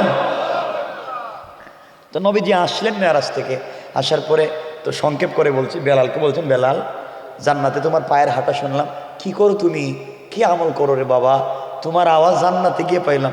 বেলাল কাঁদতেছেন আর বলতেছেন, ইয়া রাসূলুল্লাহ, কিছুই তো করি না, আপনি যা করেন তা তো আমি করি। রাসূল বললেন, না না, স্পেশাল কি আছে এটা বলো। বেলাল বলছেন, ইয়া রাসূলুল্লাহ, আমি যখনই একটা আমল ছাড়িনি, আপনারাও করেন, এই আমলটা করেন, আমি যদি এখন বলি আপনারা অন্য কিছু মনে করবেন, এই আমল করে আমরা জীবনে কি পাইছি আমরা জানি, এই আমলটা করেন। বেলাল বলছেন, ইয়া রাসূলুল্লাহ, আমি একটা আমল করি, সেটা কি? আমি যখনই ওযু করি সাথে সাথে 2 রাকাত তাহিয়াতুল ওযু পড়ি। ইয়া রাসূলুল্লাহ, আমি যখনই মসজিদে ঢুকি সাথে সাথে 2 রাকাত দুখুলুল মসজিদ সালাত পড়ে নিই। নবীজি বলছেন, বেলাল রে, এই ওযুর সাথে সাথে 2 রাকাত সালাতের কারণে রব তোর উপরে সন্তুষ্ট হইয়া তোর পায়ের আওয়াজকে জান্নাতের সাউন্ড বানাইয়া দিয়েছেন। আল্লাহু আকবার, আল্লাহু আকবার বলেন না? আমরা তো এই 2 রাকাত পড়া দূরের কথা, আমরা তো ফরজই পড়ি না। কষ্ট পাইলেন? নবীজি যাই হোক জান্নাত দেখলেন, জাহান্নামে গেলেন, আর বহুত কিছু দেখলেন, এগুলো তো আর বলতে পারবো না। শেষ পর্যন্ত জিবরাইল বলছেন, ইয়া রাসূলুল্লাহ, চলেন না আরেকটা জায়গায় নিয়ে যাই, খুব ভাল লাগবে আপনার দেখতে। নবীজিও খুব হাসি খুশি, কারণ ভিতরে অনেক কষ্ট, বাপ নাই মা নাই, একসাথে চাচাও মারা গেছেন, আর কে স্ত্রীও মারা গিয়েছেন, কষ্ট বেশি দূর করবার জন্য মানসিক প্রশান্তি দেওয়া হচ্ছে, কাউন্সিলিং করা হচ্ছে জিবরাইলের মাধ্যমে। জিবরাইল বলছেন, চলেন না আরেকটু যাই। যাইতে যাইতে চলে গেছেন সিদরাতুল মুনতাহা। সিদরাতুন মানে কুল গাছ, বড়ই গাছ, মুনতাহা মানে ইন্তেহা, সৃষ্টির শেষ প্রান্তরে আল্লাহ একটা গাছ লাগাইছেন, এই গাছের নাম বড়ই গাছ। বড়ই, এক একটা বড়ই 70 মণ ওজনের। আল্লাহ না, সুবহানাল্লাহ, এটা বাদ দিয়ে দেন, কেমন বাদ দিয়ে দিছে দেখছি, এটা জুড়ে বলেন না সুবহানাল্লাহ, সবাই বলেন না সুবহানাল্লাহ। কত মণ ওজনের? 10 থেকে 70 মণ ওজনের বড়ই, আর এক একটা পাতা হাতির কানের চাইতে বড়। আল্লাহু আকবার। হাতির কান কি ছোট ছোট দেখছেন নি? নবীজি বলতেছেন হাতির কানের চাইতেও বড়। আল্লাহু আকবার। এখানে গেছেন, যাওয়ার পরে এখন হঠাৎ করে জিব্রাইল দেখে নবীজি শুধু হাসতেছেন না, গাছের পাতা ধরতেছেন, এদিকে উল্টায় ওদিকে উল্টায়, পাতা টানে। কি রে নবীজি এমন করতেছেন কেন? জিব্রাইল বলছেন ইয়া রাসূলুল্লাহ কি হলো, গাছের পাতা ধরে দাঁড়াই আছেন কেন? জিব্রাইল কেমন নয় বলছেন, ও জিব্রাইল তাড়াতাড়ি আমার কাছে আ, আল্লাহ যে আমার জন্য এত পাগল আমি জানতাম না। গাছের পাতা ধরে দেখতেছি, বড়ই গাছের পাতা, এক সাইডে আল্লাহর নাম, অপর সাইডে আমি রাসূলের নাম। আল্লাহু আকবার। ওয়ারাফা'না লাকা যিকরাক। বন্ধু সম্মান কেমনে দিছি দেখছো নি, বড়ইর পাতায়ও তোমার নাম লিখে দিছি। কারণ যে যারে ভালোবাসে সব জায়গায় তার নাম লিখতে ভালো লাগে, ঠিক না? এটা তো খুব ভালো বুঝো, দেখি এটা সব ভালো করে বুঝো আমার বন্ধুগণ। তো নবীজির কেউ তো আমার আল্লাহ ভালোবাসেন, এই জন্য সব জায়গায় তার নামগুলা লিখে দিতে যাচ্ছেন। আমার বন্ধুগণ কথাকে সংক্ষেপের দিকে নিয়ে যাই, চলেন সামনের দিকে যাই। এক পর্যায়ে জিবরিল আমিন বলছেন ইয়া রাসূলুল্লাহ বেয়াদবি মাফ করবেন, আপনি ওখানে দাঁড়িয়ে যান, আমি আর আপনার সঙ্গে যেতে পারবো না। ইয়া রাসূলুল্লাহ আর যাব না, এখানে দাঁড়িয়ে গেলাম।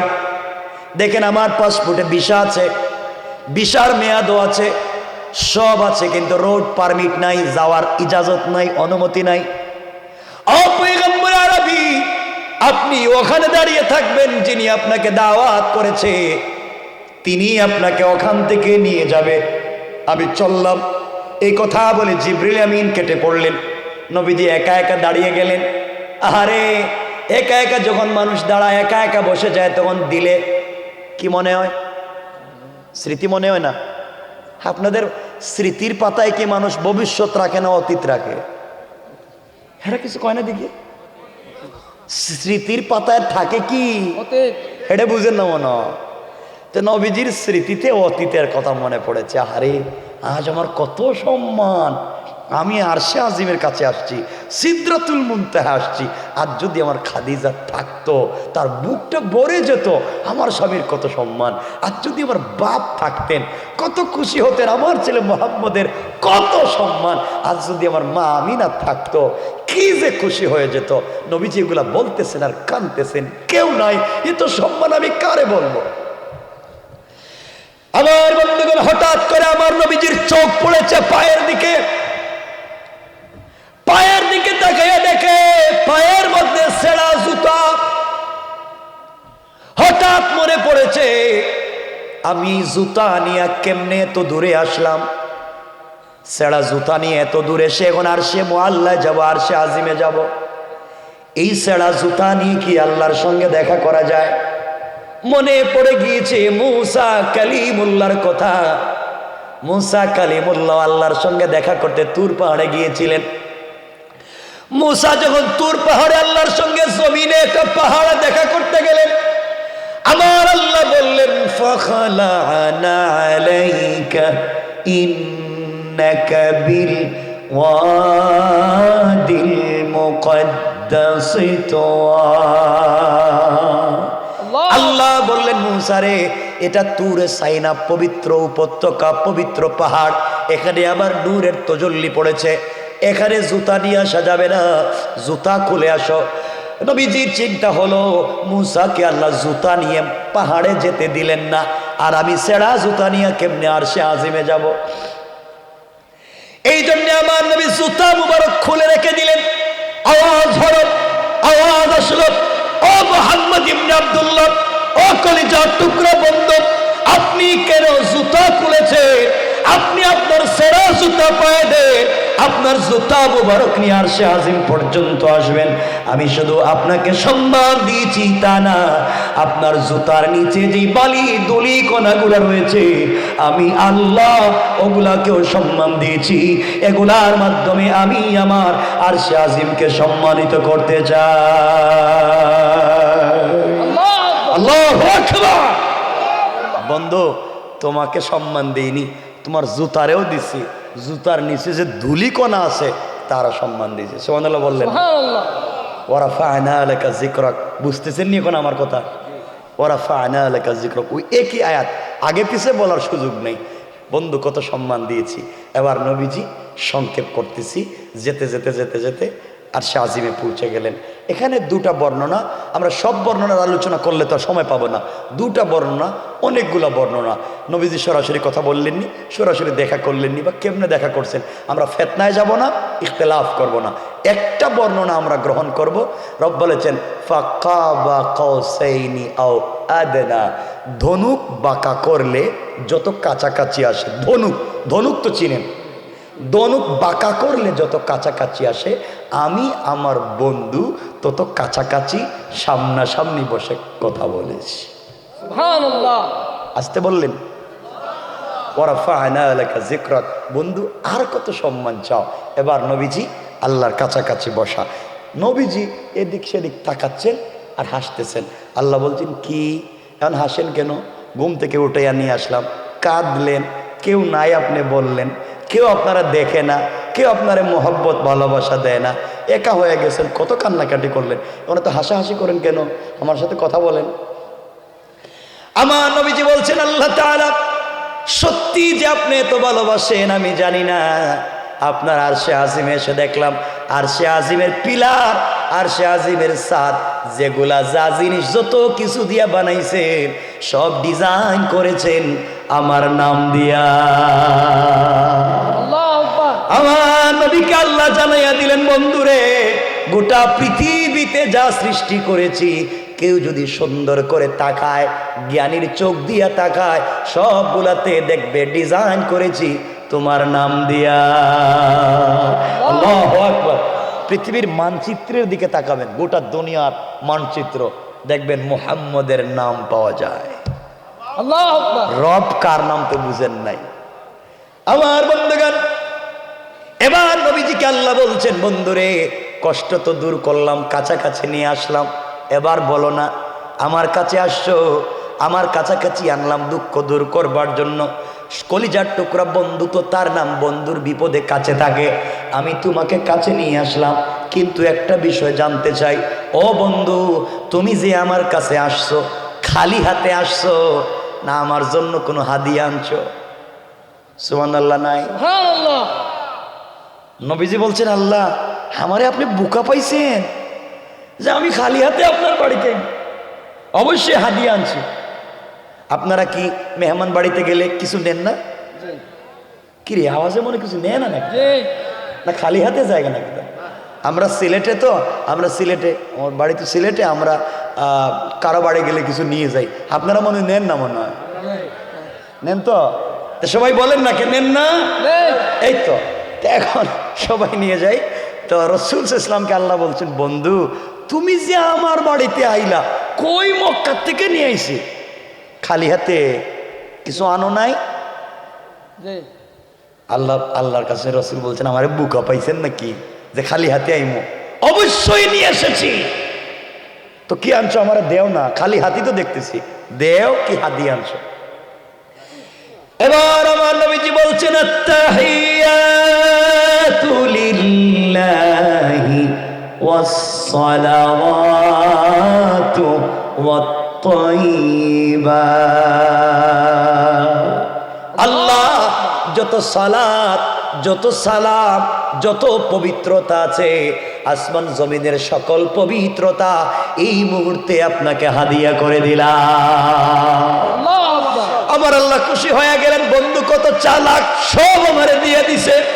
আল্লাহ খুশি হইয়া বললেন আসসালামু আলাইকা আইয়ুহান নবী, ও পয়গম্বর তোমাকে আমার পক্ষ থেকে সালাম।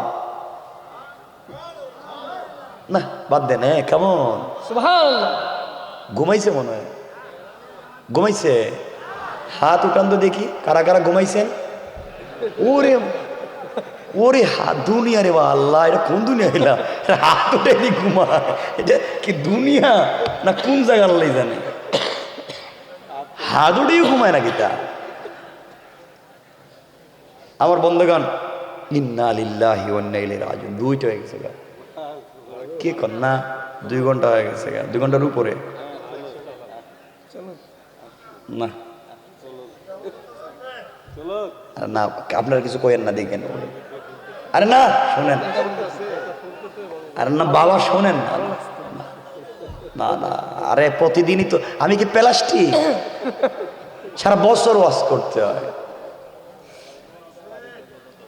শোনো মুসলমান, কি বলতে চাই, নবীজিকে সালাম দিয়েছেন কে?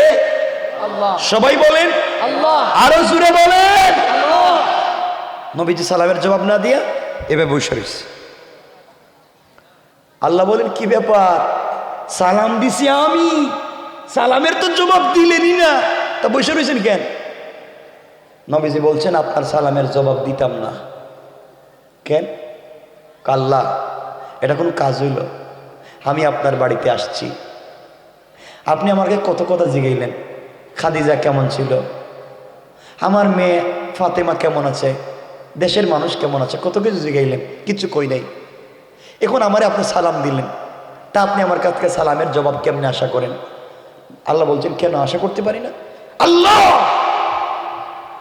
যে উম্মতের জন্য তায়েফের রক্ত জড়াইছি, শরীরটা দেখেন না এখনো বসন্তের দাগের মতো দাগ হয়ে গিয়েছে, যে উম্মতের কাছে কালিমা পৌঁছাবার জন্য এত কষ্ট করলাম, আমি আপনার বাড়িতে আসছি, আপনি আমারে সালাম দিলেন, একটা বারো আমার উম্মতের কথা জিজ্ঞাসা করলেন না, একটা বারো আমার গুনাহগার উম্মতরে আপনি সালাম দিলেন না। আমি আপনার সালামের জবাব দিব না যতক্ষণ পর্যন্ত আমার গুনাহগার উম্মতরে খুশি না করবেন। আল্লাহু আকবার। আল্লাহু আকবার বলেন। কেমন রব তোমার, কেমন নবী ছিলেন যে আরশে আজিমে তোমাকে আমাকে বইলে যায় নাই। আল্লাহ বুঝলেন কলিজার টুকরা রসুলের অন্তরে উম্মতের কত দরদ, কত মহব্বত, ভালোবাসা। নবীজিকে আল্লাহ বলছেন বন্ধু কুচা দিয়া এত দরদ উম্মতের, এই উম্মত না তোমারে পিটাইলো, এই উম্মতই তোমারে মারলো, আমি কইলাম সব মাইরা ফালাই দিই, তুমি কইলাম মারার দরকার নাই। আল্লাহ এদেরকে যদি মাইরেই ফালাইয়া দেন, তে আমার কাছে কোরআন শরীফ দিছেন কেন, আমি কার কাছে নিয়ে যাব? আল্লাহু আকবার বললেন, কি দরদি নবী। এবার আল্লাহ বলছেন বন্ধু তাহলে আমি কেমনে সালাম দিতাম? আওয়াজ হলো আসসালামু আলাইনা ওয়া আলা ইবাদিল্লাহিস সালিহিন। জমিনে যত ইবাদে এবং সালেহ বান্দা আছে, যত নেককার বান্দা আছে, সবার প্রতি আল্লাহর পক্ষ থেকে সালাম। আল্লাহু আকবার। আপনারা তো খুশি হয়ে গেছেন গা, নবীজি বসে রয়েছে, সালামের জবাব দিবে না। কি তোমারে সালাম দিলাম, সব উম্মতরে সালাম দিলাম, এখন উত্তর দাও। নবীজি বলছেন আল্লাহ আমারে কেমনে সালাম দিছেন কোন তো? কই কেন সামনাসামনি আমার সামনে তুমি বসা, তোমারে আমি সালাম দিলাম, তোমার উম্মত কই? কই এক একজন তো এক এক জায়গায়, এখন একজন মানিকগঞ্জ তোরা বসে রয়েছে, কেউ বিভিন্ন জায়গায় বসে রয়েছে। আল্লাহ সালাম মানি না, আমার উম্মতরে আপনি সরাসরি সামনাসামনি সালাম দিবেন, আল্লাহু আকবার। তাইলে আমি আপনার সালামের জবাব দিব। আল্লাহ দেখলেন বন্ধুরে বাড়িতে আনলাম, ওর উল্টাপাল্টা করে কেন? নবীজি বলছেন দেখেন আপনি বাড়িতে আনছেন, আমাকে রাগ করে যাইতে দিয়েন না। আল্লাহ বলছেন বন্ধু আমিও তো তোমাকে রাগ করে যাইতে দিতে চাই না, খুশি হয়ে যাও না। খুশি হব না, আমার উম্মতকে আগে সালামের ব্যবস্থা করেন। আল্লাহু আকবার। আল্লাহ বলেন বন্ধুরে তাহলে কি আমি বাড়ি বাড়ি যাব? এখন তোরা যাব, মানিকগঞ্জ যাব, সিংগাই যাব, বাংলাদেশ যাব, আমেরিকা যাব, আমি কি দেশে দেশে গিয়ে সালাম দিব? কি করব? আল্লাহ নবী বলে আমি জানি না, কেমনে দিবেন আপনার ব্যাপার আমি জানি না, কিন্তু সরাসরি সালাম না দেওয়া পর্যন্ত আমিও খুশি হতে পারি না। আল্লাহু আকবার। আল্লাহ চিন্তা করলেন কি বিপদে পড়লাম, সরাসরি কেমনে সালাম দিতাম সবাই রে এখন। এবার আল্লাহ বলেন বন্ধু তাহলে শোনো, কথা দিলাম তোমাকে আমি অসন্তুষ্ট করে ফেরত দিতে চাই না। বন্ধুরে কথা দিয়ে দিলাম, কিয়ামতের দিনে হিসাব নিকাশের পরে জাহান্নামীরা যখন জাহান্নামে চলে যাবে, জান্নাতীরা যখন জান্নাতে চলে যাবে, এমন সময় তোমার উম্মত জান্নাতীদেরকে বসার জন্য এক একটা চেয়ার দিব, কাঠের না, প্লাস্টিকের না, হীরা জবরদস্ত ইয়াকুত মণি মুক্তা পাথর দিয়ে তৈরি করা এক একটা চেয়ার জমিন থেকে আসমান পর্যন্ত উঁচা। আল্লাহু আকবার। এক এক একটা চেয়ার দিব। আমি আল্লাহ একটা প্রোগ্রাম করব, দারুস সালাম নামক জান্নাতে একটা অনুষ্ঠান করব। ওই অনুষ্ঠানে হামদে বাড়ি তাআলা পরিবেশন করার জন্য দাওয়াত করব ইসরাফিলকে, বিশেষ অতিথি হিসাবে দাওয়াত করব দাউদ আলাইহিস সালামকে, প্রধান অতিথি হিসাবে দাওয়াত করব তোমাকে, আমার নবী আপনার নবী রাসূল পাককে, আর সভাপতিত্ব করবেন স্বয়ং আল্লাহ। আল্লাহ বললেন ওই সময় তোমার উম্মতেরা চেয়ারে বসা থাকবে, আর আমি আল্লাহ, আমি রব দাঁড়াইয়া দাঁড়াইয়া জান্নাতের পর্দা সরাইয়া তোমার উম্মত গুলাকে সরাসরি সালাম দেওয়ার ওয়াদা দিলাম। এবার নবীজি খুশি হয়ে বলছেন, আল্লাহ সরাসরি সালামের আপনি ওয়াদা দিয়েছেন, আমি বিশ্বাস করি আপনি ওয়াদা রাখবেন। ওয়ালাকিন লিয়াতমাইন্না কালবি, কিন্তু অন্তরে শান্তি পাই না। আপনি বলেছেন কারো সাথে লেনদেন করলে, কারো সঙ্গে কোনো কথাবার্তা করলে, ইলা আজালিম মুসাম্মা ফাকতুবুহু ওয়ালিয়াকতুব বাইনাকুম কাতিবুন বিল আদল, তোমরা লেখালেখি করো, সাক্ষী রাখো। আল্লাহ তুমি যে আমারে কইছো আমি বিশ্বাস করি, কিন্তু না লেখলে শান্তি পাই না, লেখা দেন। কই আমি বলছি, আমি আল্লাহ বলছি, তাও লেখা দেওয়া লাগবো? লেখা লাগবো, না লেখলে আমি বিশ্বাস করি না। মানে বিশ্বাস করি, মাআজ আল্লাহ হেফাজত করুক, না লেখলে আমি শান্তি পাবো না। এবার আল্লাহ বললেন, বন্ধু শোনো, শুধু লিখে দিলাম না, কোরআনের আয়াত বানাইয়া দিলাম। আল্লাহু আকবার। আল্লাহ বললেন, তাহিয়াতুহুম ইয়াওমা ইয়ালকাউনাহু সালাম। আমার কলিজার টুকরা বন্ধু, জান্নাতে তোমার উম্মতের সঙ্গে আমার যখন প্রথম মোলাকাত হবে, আমি আল্লাহ তাদেরকে সরাসরি সালাম দেওয়ার ওয়াদা দিলাম। আল্লাহু আকবার। নবীজি খুশি হয়ে গেছেন, সালামের জবাব দিলেন। এখানে অনেক কথা। এখন এই অনুষ্ঠানটা কেমনে হবে, কেমনে রব সালাম দিবেন, অনুষ্ঠানের অবস্থা কি হবে? রব এখানে আরেকটা শব্দ যোগ করছেন এই জায়গায়, সালাম শুধু দিব তা না, কথা দিলাম তোমার উম্মতরে আমি প্রথম নাস্তা করাবো। আল্লাহু আকবার। তো ওইটা আরেক আলোচনা চলে যাবে, ওদিকে আর যাবো না। বন্ধু ওয়ারাফা'না লাকা যিকরাক, তোমারা শুধু সম্মান দিছিনি, তোমার উম্মতরেও দিছি। আল্লাহু আকবার। এবার আল্লাহর সঙ্গে রাসূলের কথা বলতেছেন। দেখেন আপনারা 20 জন একটা রেস্টুরেন্টে বসছেন, কয়জন? 20 জন। দুই বন্ধু ঢুকছে খাইতে, এক বন্ধু আরেক বন্ধুর কাছে, দোস্ত ওই যে বলছিলাম না কত পরশু দিনের ঘটনা, তোর মনে আছে? কয় আছে তো। মানে কেউ বুঝে না, হেরা দুইজন বুঝে। এর অর্থ হলো সাংকেতিক ধ্বনিতে ওরা কথা বলেছে। রব এভাবে তার রাসূলের সঙ্গে কথা বলা শুরু করে দিলেন। দুনিয়ার কেউ বুঝে না, হেরা হেরা দুইজনে বুঝে। প্রেম তো করেছে দুইজনে, একজন আরেকজনের সঙ্গে কথা বলতেছে। তাহা কাফ হা ইয়া আইন সাদ ইয়াসিন তাসিন মিম আলিফ লাম মিম আলিফ লাম রা, কেউ বুঝে না, বন্ধু আর বন্ধু বুঝে। আল্লাহু আকবার বলেন, আল্লাহু আকবার।